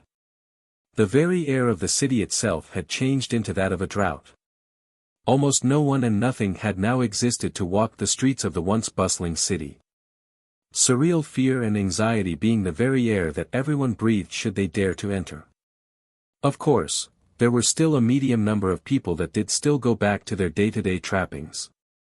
However, those that did kept themselves in keen watch, scrutinizing even those wearing a badge like Tsukachi or even those that even dared to wear a costume of a hero in the first place. It left an ominous taste in the air. An ominous taste of mistrust that continued to cover the city in full. Tsukachi was not particularly scared or uncomfortable at that current moment. But the eyes that stared at his police car were numerable in number that he felt a tinge of discomfort at the back of his head. His hair on both arms standing up from the sight of it. Despite that, he had a mission to do, and that mission entailed to talk to a person that he knew. A person he had come to call as a friend. And a person that has started to gather an aura of scrutiny around him that was now tarnishing his very image. He still believed in the man, of course, as are most of Japan's population, but even then the doubt that which permeated in almost all corners of the country was now festering. Like a disease grabbing on to the annals of everyone's minds like a snake. The venom entering the system as a way of describing it. Tsukachi sighed at those thoughts. He still had faith. He was not a God-fearing man nor he believed in such things, but that did not mean that he was happy when miracles do intend to happen out of the blue. However, miracles at it stands with his luck and career. Are rock bottom at worst and ultimately futile at best. Good things happen, of course. The era of peace before, all of this was certainly something he remembered.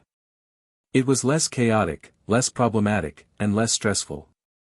It felt like everything changed ever since that very day he and Sir Night-Eye saw the remains of that Yakuza compound. The bodies and remains of everyone still fresh in his mind. That was, 4 weeks ago. 3 weeks since the Gehenna incident. 2.5 weeks since Ua Satoru's ambush.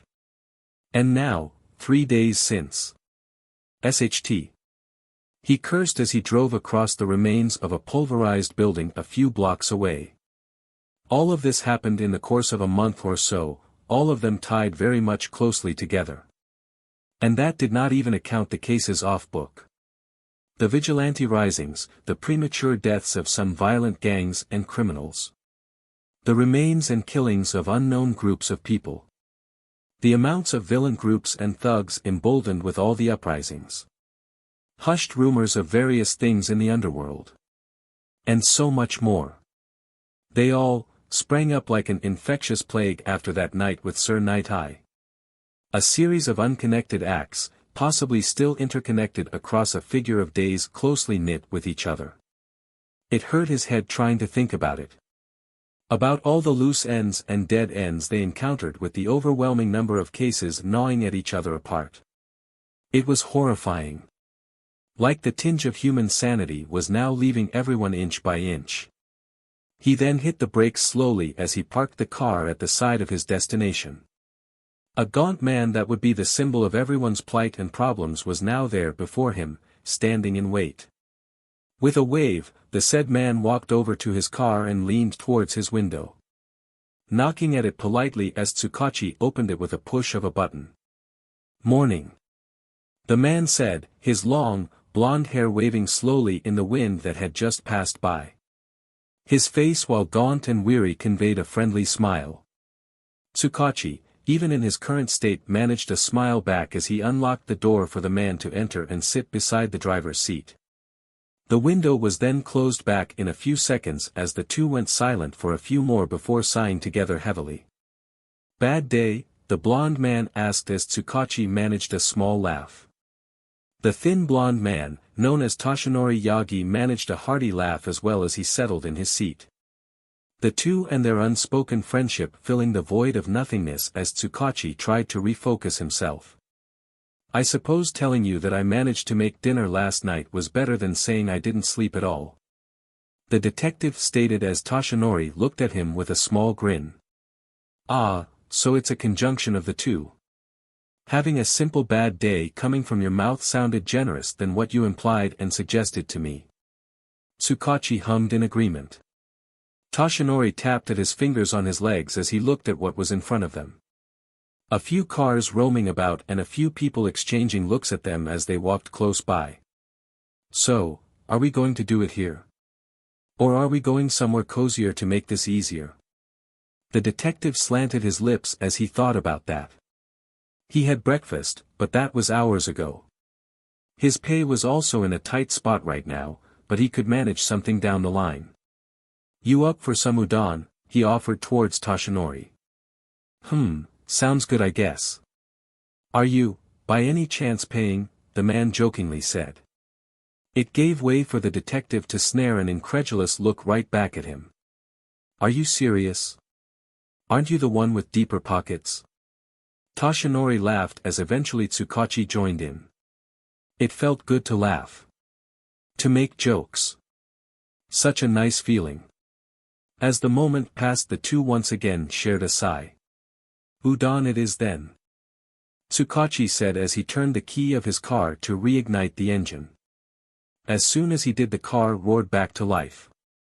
He knew of a good place that served tasty udon in Kamino. Hopefully, it was not closed. Because if it were, it would have ruined the already horrible day he was experiencing. A slurp was heard as Tsukachi emptied his bowl down to its last contents. His companion on the other hand across him was still having trouble going halfway to finish his bowl, but it was not a race after all. They did not need to rush their interaction to such extent. Actually, it felt good slowing things down to a more manageable pace. Not with the hectic and overwhelmingly quick turn of each case and event happening seemingly every hour or so. It was good having moments like this to mediate the speed of things. It made it easier to digest and fully grasp their harboring problems. This is actually good. No wonder you say a lot of people eat here. Toshinori said as he slurped some of the soup within his bowl. Yeah, it's pretty dash. Tsukachi looked at the restaurant they were in. Only they and another pair of people were dining there currently. Popular in this area, or at least it was. I can tell. Toshinori said as a lone worker of the place was mopping the tiled floor. But yeah, it's good. Some of the boys back in the station recommended it to me. Can't say I regret stopping by every now and then. Sometimes I order takeout here to bring back home even with the distance. You could say that I know the place closely already. Toshinori replied with a small nod as he neared to finish his bowl. It was smaller in size than Tsukachi's, but at the very least it was manageable for his condition. Tsukachi, seeing that they had to get their businesses done, had now started to take out his notepad and a pen into the table. He moved his dish and utensils aside as he ended the action by finally taking out a recorder and placing it on the table. Before we start dash, Toshinori said as he slurped a noodle along with the last contents of his meal. Care to tell me if you got any leads to how this all connects back to him? Tsukachi looked at Toshinori with a serious expression. We're trying our best, but I think I need to confer with you first if what you stated to me 3 days ago was correct. Assumptions are accepted, but since you are related closely towards his case, then any word or sentence you say to confirm this would help immensely to push everything forward. Toshinori allowed those words to simmer as he thought about what the detective stated. Then again, he was sure about it from the start. Yes. I can humbly confirm that the person I exchanged blows with was in essence related or got their abilities from him. I don't even doubt for a second that this entire attack 3 days ago was a fluke or that it wasn't something that he could plan and orchestrate. Tsukachi hummed at that he placed both elbows on the table. I see. But we have no info concerning this person. It's like, they appeared out of the blue and out of nowhere. None of the contacts we have can even identify who or where they originated from. We're not even sure what their quirk is. Toshinori narrowed his eyes at Tsukachi. He was there after all. He knew what quirk it was. Wasn't the entire aftermath of the attack a hint already as to what this person's quirk was? Of course we've determined and assumed it based on evidence from everything around this case. You are aware that you are not the first person I interrogated about all of this, right? Then why the question of doubt? Tsukachi bit his lip. This all screams of it being something else.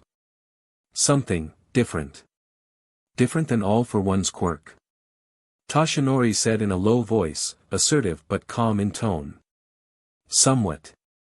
Care to elaborate on that? Tsukachi looked at Toshinori with a frown as the two stared at each other. Do I need to? You were the one with the hands-on experience of what it was like. Did you not notice even just for a bit that this quirk this person had was subtly different than the one he had? Toshinori tried to recall it as he moved his now empty bowl aside. I can't say for sure, but the application is similar. Unlike me, it seems like he has already found a suitable successor, and that's the problem I'm having a strong time to wrap myself on about. Especially with the potential that person had. Toshinori opened his thin hand as he thought about that experience. I'm lucky to have been fast enough to get to Kamino Ward when it all barely started. I'm not even sure how much the damage would have been if I wasn't there. Tsukachi grudgingly agreed to it. Yeah. I think we could agree to that. Tsukachi then turned on his recorder and opened his notepad. That's why I need your help to piece all of this together. The entire picture. Lord knows we all need this to stop, and even if we can achieve the first few steps, it'll be enough. 3 days ago. Time, 10:56 p.m. The night was busy. People of all manners of life had walked by him without saying any words. All of them doing their own thing, minding their own musings as they went to their own destinations and tasks to complete. Under the starry sky with little clouds covering it, a lone man wearing a hood to cover his face from everyone was walking in complete silence. His hands within his jacket's pockets and walking in a moderate pace. Nobody seemed to mind him, and likewise he did not mind those others that were present. Faces of different types and colors already rode past him as he continued down the sidewalk. Even the busy roads full of cars and life coupled with stalls, was everywhere as far as his eyes could see. Nightlife in the city of Kamino was very much lively given the clear weather and clear sky. Shops of all kinds were open for everyone. Stores and many other establishments which catered to nightlife had the best of their income flourishing in times like this. They would all go for hours continuously until the busy array of daylight returns. Such was the normal CYCL of everyone's activities, it seemed. All of it consolidating in a peaceful and usual night alike many other day and years past. "Is that Air Jet?" a voice called out as undoubtedly a recognizable man flew past by as many people and adoring fans waved at him in cheers and wails. Even those in their cars opened their windows to wave the hero by as he disappeared down the street. It was as if the world was so happy to see one measly man in a tight, metal suit all of a sudden. He, on the other hand, begged to differ against the woes and positivity surrounding the hero's wake. It made him grumble in dissatisfaction. A sour taste emanated from inside his mouth. Heroes, what a joke. Tisk. He continued to walk as people still gawked at those small few seconds of contact with the hero. Luckily, it was not as bad as back then nowadays. Villains and other hooligans, as it seemed, were now emboldened to come out of the shadows even with the heroes pushing them back. He felt amused about it when he heard such things at the very first time. Although he was there when the Gehenna incident occurred weeks ago. Seeing it close by when Hawks froze in the middle of the air with his feathers raining down from the sky was a humbling moment. One that he would remember for years to come. It just felt amazing to feel that such things were still possible. To have all of these heralds of justice brought low because one scummy old goat managed to one-up them in a single afternoon. Although, he had to admit that entire event was more terrifying than humiliatingly funny at best. He was very adept at making flames himself. But those flames, the ones that scorched the very earth and left no one alive, was without a doubt leagues, or even astronomically stronger than his own flames. Not even his old man would reach to such a point of power in his lifetime. Doing so would literally render his ability of being a hero useless. Also, he would not even scratch how devastatingly powerful those blasts of flame were, and worst of all, they were instant. Like a flick of a finger instant. Their blaze was instantaneous and similarly disappeared before anyone could even react. That kind of heat is impossible within the Earth's atmosphere. Before he became what he was now, he admitted to himself that he was not a very witty person, but even he understood that such concept of heat literally obliterating and vaporizing stone, steel, and other materials within seconds was next to impossible. No, it was very much impossible, since such things would only have to be close to the heat of a star. Even the sun's own heat would apply to that theory if someone flew close to it. Add the fact that the ground itself was only charred added another layer of mystery. If the heat was as powerful as that, it would have blasted a sizable chunk out of the Earth's crust. But it didn't. Which is why the Gehenna incident in many forms than one had gathered so much questions and pushed people to the brink of what their society was now. Shaken in full capacity. Not entirely broken. Although, not totally free from such concepts yet. But shaken to the very core. Both sides within both moralities of different perspectives were now embroiled in many positives and negatives after that event happened. He could even say that he grew inspired about it. That and many other reasons that spawned from those infernal blazes. This is why he was more active nowadays. Doing a few things here and there. All for his dream. His longing was still simple, and yet he cannot attain it without significant things to change his plans with. Which is why he intended to do something about it tonight. A call of arms, if you will. With a smile, he continued to walk as he neared his destination. He was close.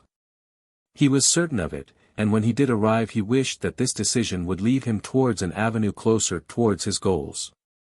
Should it fail, then he still had other chances to look into and see. This was in fact one of many offers that one broker he knew closely had told him about. He hummed at that thought.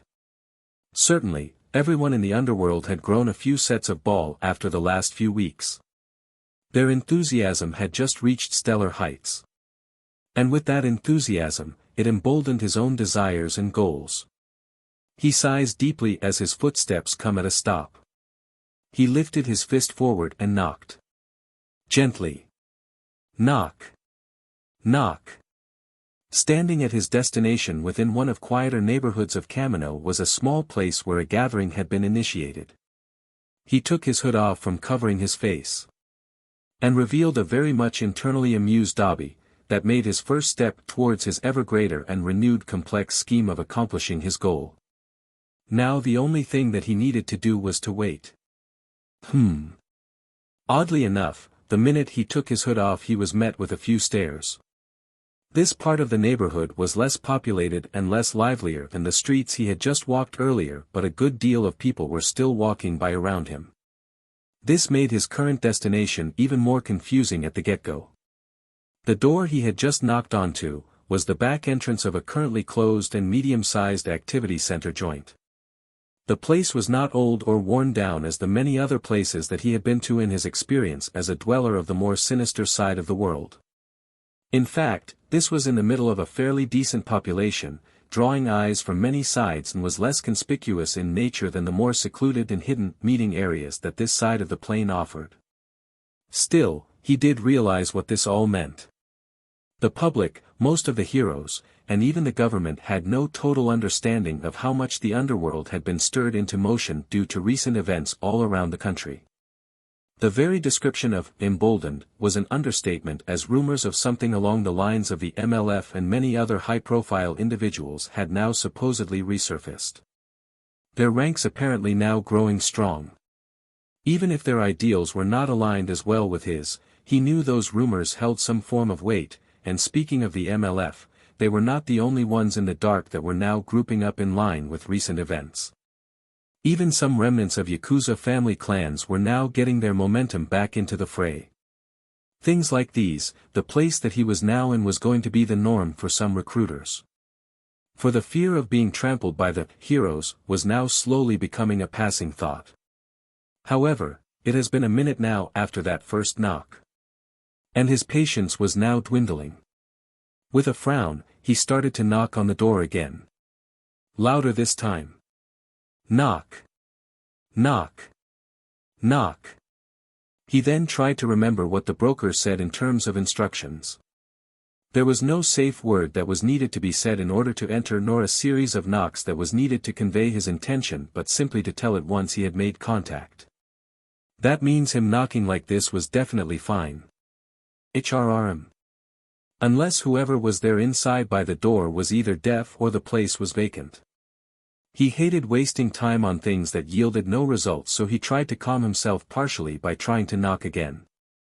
A bit more forceful perhaps to get his message through. As his fist was about to bang on the door, the small slit on the middle of it that was closed earlier opened in an almost instant sense. It made Dabi surprised for a moment as he backed off from the door. His eyes seeing another through the slit that was now open. They were yellow in color and intense with their gaze. The sight itself made Dabi flinch with how those orbs seemingly undressed him for how intense and downright petrifying they were. But he stood his ground as those eyes looked him over, and then the slit was closed again in quick succession. In a series of clicks done in comical fashion, he heard a set of locks and chains being taken off and disengaged that it reminded him of some shows he had enjoyed back when he was a kid. It also made him question why on earth someone had added so many locks in one door. When this place looks to be something that anyone could privately rent and use, illegal or legal in any sense of the word. He waited calmly as the last of the locks were disengaged. After that, the door had opened almost as if it was a vault, and as it did, a very amused individual stood on the doorway. A smile with a glint of interest, excitement and glee was seen as she stood there with her hand pushing the door away. With it came an incredulous and questioning look appearing on his features. Because of it he took a step back. Wondering what the hell he just got into. "Hi there," the woman cheerfully said. Her smile gleaming at him in such an intense way that it made him question what this place actually was. Given that what he was seeing was definitely odd and strange at the get-go. Sure, he had met and seen crazier individuals with unstable mindsets, but the woman before her was just. Are you here for that request being sent out? Because if you're not you can just scram. Can't have any strays or unknowns knowing that we're doing something illegal down here. The woman said in a light tone filled with a teasing edge in it. Add to the fact that she was letting out a strange but powerful burst of exuberance not found in many individuals today. Did you just say? The woman then laughed at his confused look. His startled expression giving the woman joy and amusement that it made him frown. At that very moment he then realized that no certain type of word would describe the oddity that was the woman before him. She was taller than him by an inch. Her yellow eyes almost glowing in the dark as she looked at him. She wore a cap with a wolf-ear decoration at the top of her head that covered part of her long, red hair that flowed behind her in two, dutifully tied braids. Her skin was brown and to say that she was simply appealing was an insult according to his own opinion. She was just, gorgeous. With that bright smile and face, anyone would surely fall for her whether it be for a trap or by genuine interest. He even admitted that if his face was still normal without all the damage that it had now, then he may have incurred a blush. A blush that was ruined given that behind smile, he could sense that something was different. Almost like there was something bestial or feral within that veil of a smile she had. Something was indeed hiding behind that smile and a gut feeling deep inside him urged him that this woman was dangerous. That front she exuded was genuine still in a sense, but it had hidden undercurrents that made him suspicious. "Ah, you look displeased seeing me, and here I thought I was trying to cheer you up." He narrowed his eyes at her. "Is this a DMN test?" he asked, some assertiveness in his tone. "Oh ho! What's with the attitude, little man? Is that any way to talk to a lady?" He sneered at her, but she remained smiling. That DMN, mocking smile. If she was not that appealing or strange than anything he had ever seen in his entire life, then he would have burnt her on the spot. Yet at the back of his mind, it felt like the girl was enjoying this and she knew that something was making him to hold back against her. He hated that feeling. "Don't call me little," he whispered. The woman then grinned at him as she leaned forward. She wore rather modest clothes for her curvaceous but athletic figure. A dark black jacket placed over a loose red shirt that she was wearing. Said red shirt clung to her bountiful bosoms enough to make it modest, but her leaning towards him like this exposed some degree of cleavage. To complete the look, she wore form-fitting pants that had a beige color. It accentuated her curves in a pleasing way, but not enough to totally give off an almost seducing aura or atmosphere. This was part of the reason why he was overwhelmed trying to interact with the woman. But the main reason is her overtaxing aura of splendor, vigor and cheerfulness. It radiated so much that if his face could sweat, he would have already started to.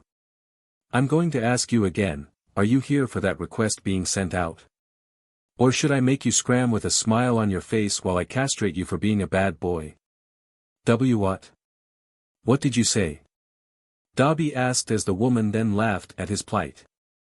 "I'm kidding, of course I'm not going to hurt you, well unless I have reason to, you know. Can't be too sure nowadays, especially with everything that's going on," she said as she placed a hand on his shoulder. A grab that was nonchalantly tight. "Oh okay. Oh, can I ask a question?" he was about to reply back before the woman continued. "What's up with your face? I know you're probably a criminal and all of that, but what's with the get-up? Did you do that yourself just to make yourself scary, or is it part of your quirk?" The woman then leaned back as she put both hands to her hips. You know, I get you want to strike fear in the hearts of heroes with your whole attire, I guess, but it just makes you, what is that term you people use? Edgy? Yeah, I think that's the word. Edgy. After saying those words, he now wanted to leave, and perhaps burn the woman's face in.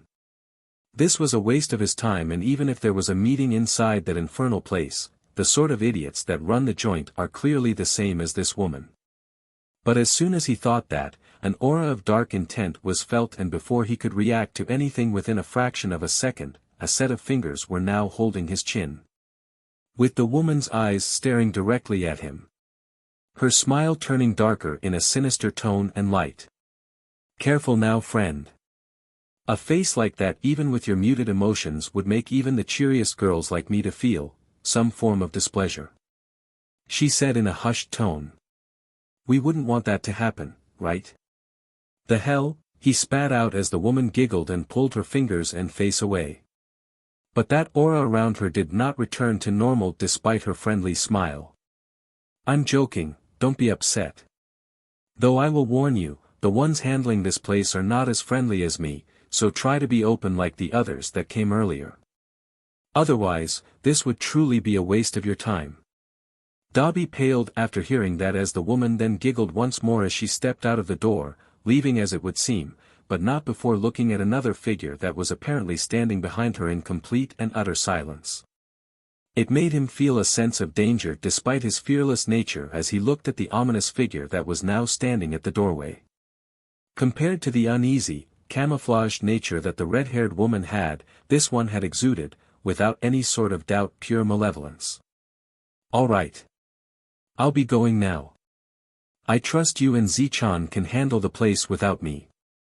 The red-haired woman said as she walked away where he once came from with a wave towards the person at the doorway who looked at her direction. A spring in her step as she went away with each stride of her feet. Understood. He heard the person say as the red-haired woman disappeared.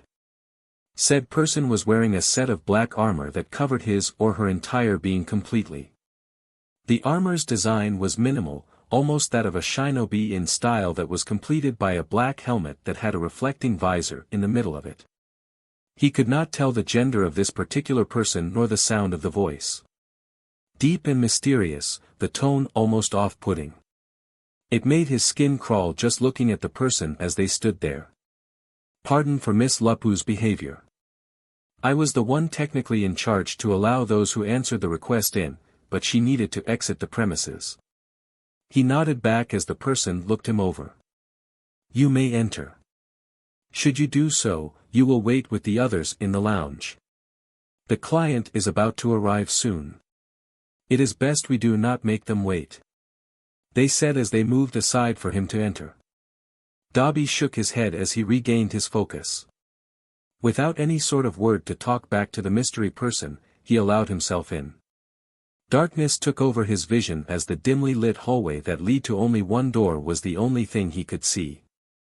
The light right above flickering every second or so like something out of a horror movie. Even the atmosphere changed, but he was unsure if it was because of the person close to him, or because of the entire place he was now in.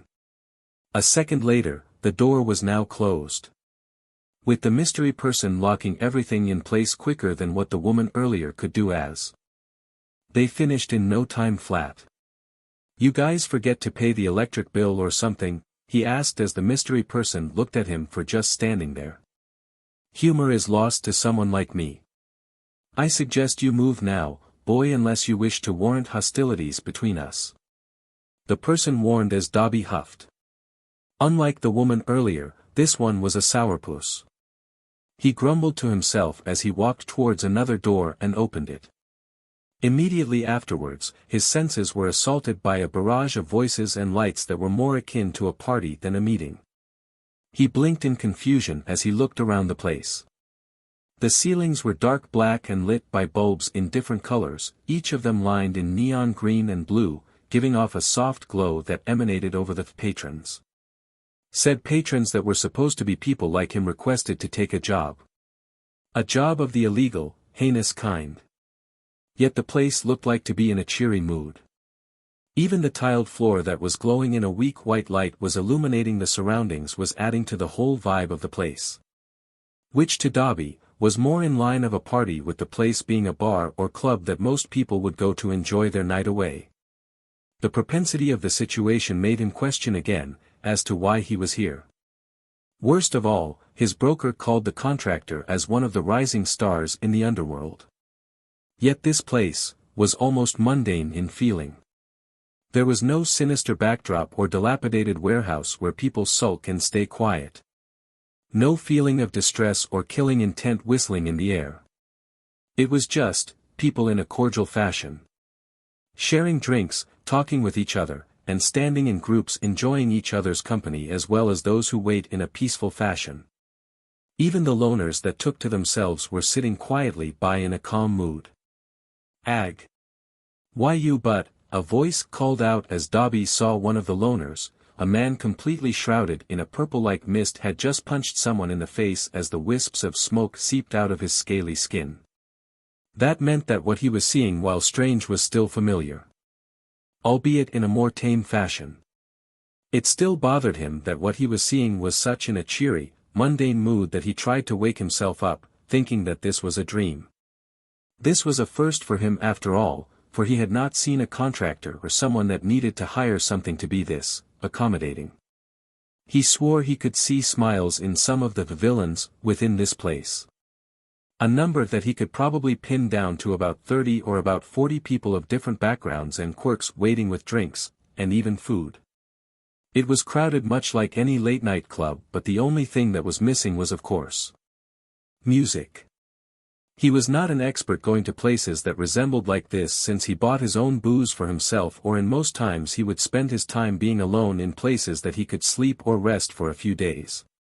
Being a nomad and outlaw made him learn how it was to live this sort of life. That was why this was all new to him. Of course, he knew that some groups were more prestigious than some, but he still found this whole predicament strange. With a sigh he began walking as he looked at the patrons, or better yet possible temporary allies that he will have to trust, if only for a moment, with the job that this contractor hired them for. He spotted a few large men and women that would fit the strength department. A few rogues with peculiar-looking faces that ranged from tame to extreme. In addition, a few interesting people that had bizarre conditions. One being a bulge upon his neck akin to a bullfrog or lizard of some kind, and another whose body had vegetation growing all over him. The strangest of said vegetation were Venus fly traps that seemed to snap at anyone who came near, or possibly flies in the air. Overall, he saw a multitude of strange faces as he walked along. Some even gave him a wave or greeting, but he had no intention of making friends with anyone as per usual. What his only focus right now was trying to get rid of all the strangeness. By what looked like to be the place's bar. It was to his right where a gathering of patrons were situated and offered drinks with. A man with a mushroom-looking head was serving people that came by and was asked questions with from time to time. He was quite busy in that regard, but he noticed that a bar stool was still vacant, and he motioned for it. He would have preferred to be alone without anyone sitting close to him, but all the stools were filled in and he would not share a table with others that were already occupied with their own shenanigans. So, in this case, he swallowed his loner instincts for a good drink to stave away all this strangeness for just tonight. Maybe he could sully being drunk. This was apparently, from the looks of it, free after all. He would wait, of course, to drink up his fill once the contractor arrived, but a good glass or two would be fine for now. Arriving a second later, he sat on the stool as he looked at the collection of drinks around the bar where the barkeep was tending to another patron. He rested his elbows on the bar as he tried to drown out the various voices in the air. Truly tonight was strange. This place, that woman earlier, and even that mystery person that was shrouded in complete armor from head to toe completely. Now, he wished that the job, whatever it was, should be simpler or maybe wilder in some sense to alleviate all the strangeness. He smirked at that idea of letting it all out in intense blue flames. Such a wonderful sight. "Excuse me, are you the new arrival?" a voice asked him as he looked at the barkeep. The strange red blots across his mushroom-like head made him quizzically look back, trying to discern if those red blots were the man's eyes. That's when he realized that he was staring far too long than he realized. Oh. Yeah, I just arrived, he said. That's to expected. My appearance is rather strange towards you people. You look like F mushroom if I'm being honest, and before you flip me off, I didn't mean it as a bad thing. Unless you want to think that way, that is. He responded back as the mushroom man tilted his head in response. I see. I will take that as a compliment then, the barkeep said as his voice radiated from his head as he looked at Dabi intently, at least that is how he saw it. Now, seeing as we have been acquainted in some form, what is your poison for the night? The mushroom politely added. Dabi focused his eyes on the drinks placed behind the mushroom man, but he was far too unsure on how to pick. He opened his mouth to ask another question, but someone sitting next to him beat it to the punch with their hand raised. Serve us both the house specialty please. That drink is not part of the menu. Ordering it would come at a price for this young man. Or, should I take it as goodwill for him? The mushroom man asked towards what Dabi saw to be a young girl, close to his age, looking at her phone in a dismissive expression. He frowned at that, but decided to play along as he became curious with this house special, the kind that it sounded like it was not free for the current crowd. Meh. I don't really care that much. But offering a drink is a token of goodwill, is it not? The girl responded back as she tucked her phone away with the mushroom man leaving to tend her order. Dabi eyed the girl all over for a brief glance and saw that she was a strange-looking fellow. Half of her hair was colored in white next against black and was braided in yellow bands both towards the strands in her front and those in her back that were longer. She was smaller than him by a few inches, but that would be choked up to how naturally tall he was compared to others. Currently, the girl would have passed as a villain, if it were not for her light pink puffy sweater with a heart on the center. He would have called her as a civilian playing a dangerous game. Although, he had seen crazier individuals before, so having a look like this was not particularly too strange. The girl had very short legwear too that clung to her form tightly, along with long, black and white socks on each leg ending in heavy-looking black boots. As he continued to look at her, he then saw that the girl was staring back at him with an estranged expression. The kind that was annoyed but seemingly tired at this kind of attention. So it's pink, what the hell is the problem with pink? Huh? You were staring at me for a good few minutes and directly, mind you, at my sweater. Care to tell me why, or am I going to kick someone's teeth in again? Humph. Like I care about your little outfit, beach. He replied. Don't act that way around me, jackass, especially since I just scored you a drink. She replied, not taking the bait of getting angry at his attempt at goading her. I wouldn't have mine, just the regular SHT. Of course, so you can just sulk your problems away with liquid courage. Care to cry while naked and pissing on the floor later? She spat back. Dabi chose not to respond. He did not need this. Certainly, he might add, as the girl was becoming condescending towards him. Oof. Did the dog stop barking, or was it just my imagination? He turned away with a rising frown. He then thought that the girl would settle down and stop hassling him until she spoke once more. Seems like you're weak if someone like me can make you shut up with just a few words. He clenched his fist at that provocation. He did not want things to escalate since this job was something he needed, but if the girl were not to STO. You don't seem awfully special despite what your broker told us about you. Your face looks dead already, and based on what I heard about your quirk, I think you're on the weaker end of the spectrum if we do decide to hire you. He then turned at her, wondering what she just said. Who the hell are you again? He asked with a bewildered but rising tone filled with annoyance. Who do you think, jackass? Was me offering you the house special not considered a clue enough? Those things don't come cheap, you know, especially to outsiders. My rank in the system isn't particularly high, but I'm close enough that it's free for me. And that helps me understand how. Are you for real? She angrily looked back at him. Dabi narrowed his eyes at the girl, trying to match her gaze. Don't give me that look, Patchface. You may seem tough to others, but you're no different than the rest of them in terms of worth. You think you look strong, but the only thing I see right now is a petty excuse of an Endeavor clone. Without warning, his fist slammed itself on the bar. The action itself being loud enough to draw attention from the rest of the patrons, who looked at him before moving on a second later. Dabi on the other hand fumed in anger at hearing those words that came from her mouth, that a bit of smoke rose from his fists. A bit of burnt soot was also left on the place where he slammed his fist earlier, as his eyes seethed in pure unbridled anger towards her. Yet try as he may, the girl looked on at him with an unperturbed expression. Barely moving from her spot, nor being surprised in the slightest. Who the F are you to call me or compare me with that piece of SHT? He angrily remarked, trying to keep his tone low, but his anger was overpowering him. Why, isn't it true? Your quirk is based on flames after all.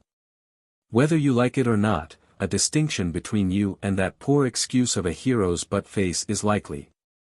She said with an affirming tone. You even resemble him somewhat, even with that thing you did to your face. Dabi widened his eyes in anger as he looked at her. His body and soul telling him to burn her right then and there just for those words. The tension escalating to literal burning levels as he looked down at her. However, before he could do anything more after that, a wine glass served in a quality akin to those rich and royal pricks in society was placed right before him, along with the girl beside him, who continued to stare at him in an indifferent way. Enjoy my special cocktail, the mushroom man barkeep said before turning towards Dabi. And do please reserve the violence for later once the lady has made his arrangement. I would not want a messy remnant of fleshy paste to be plastered in front of me.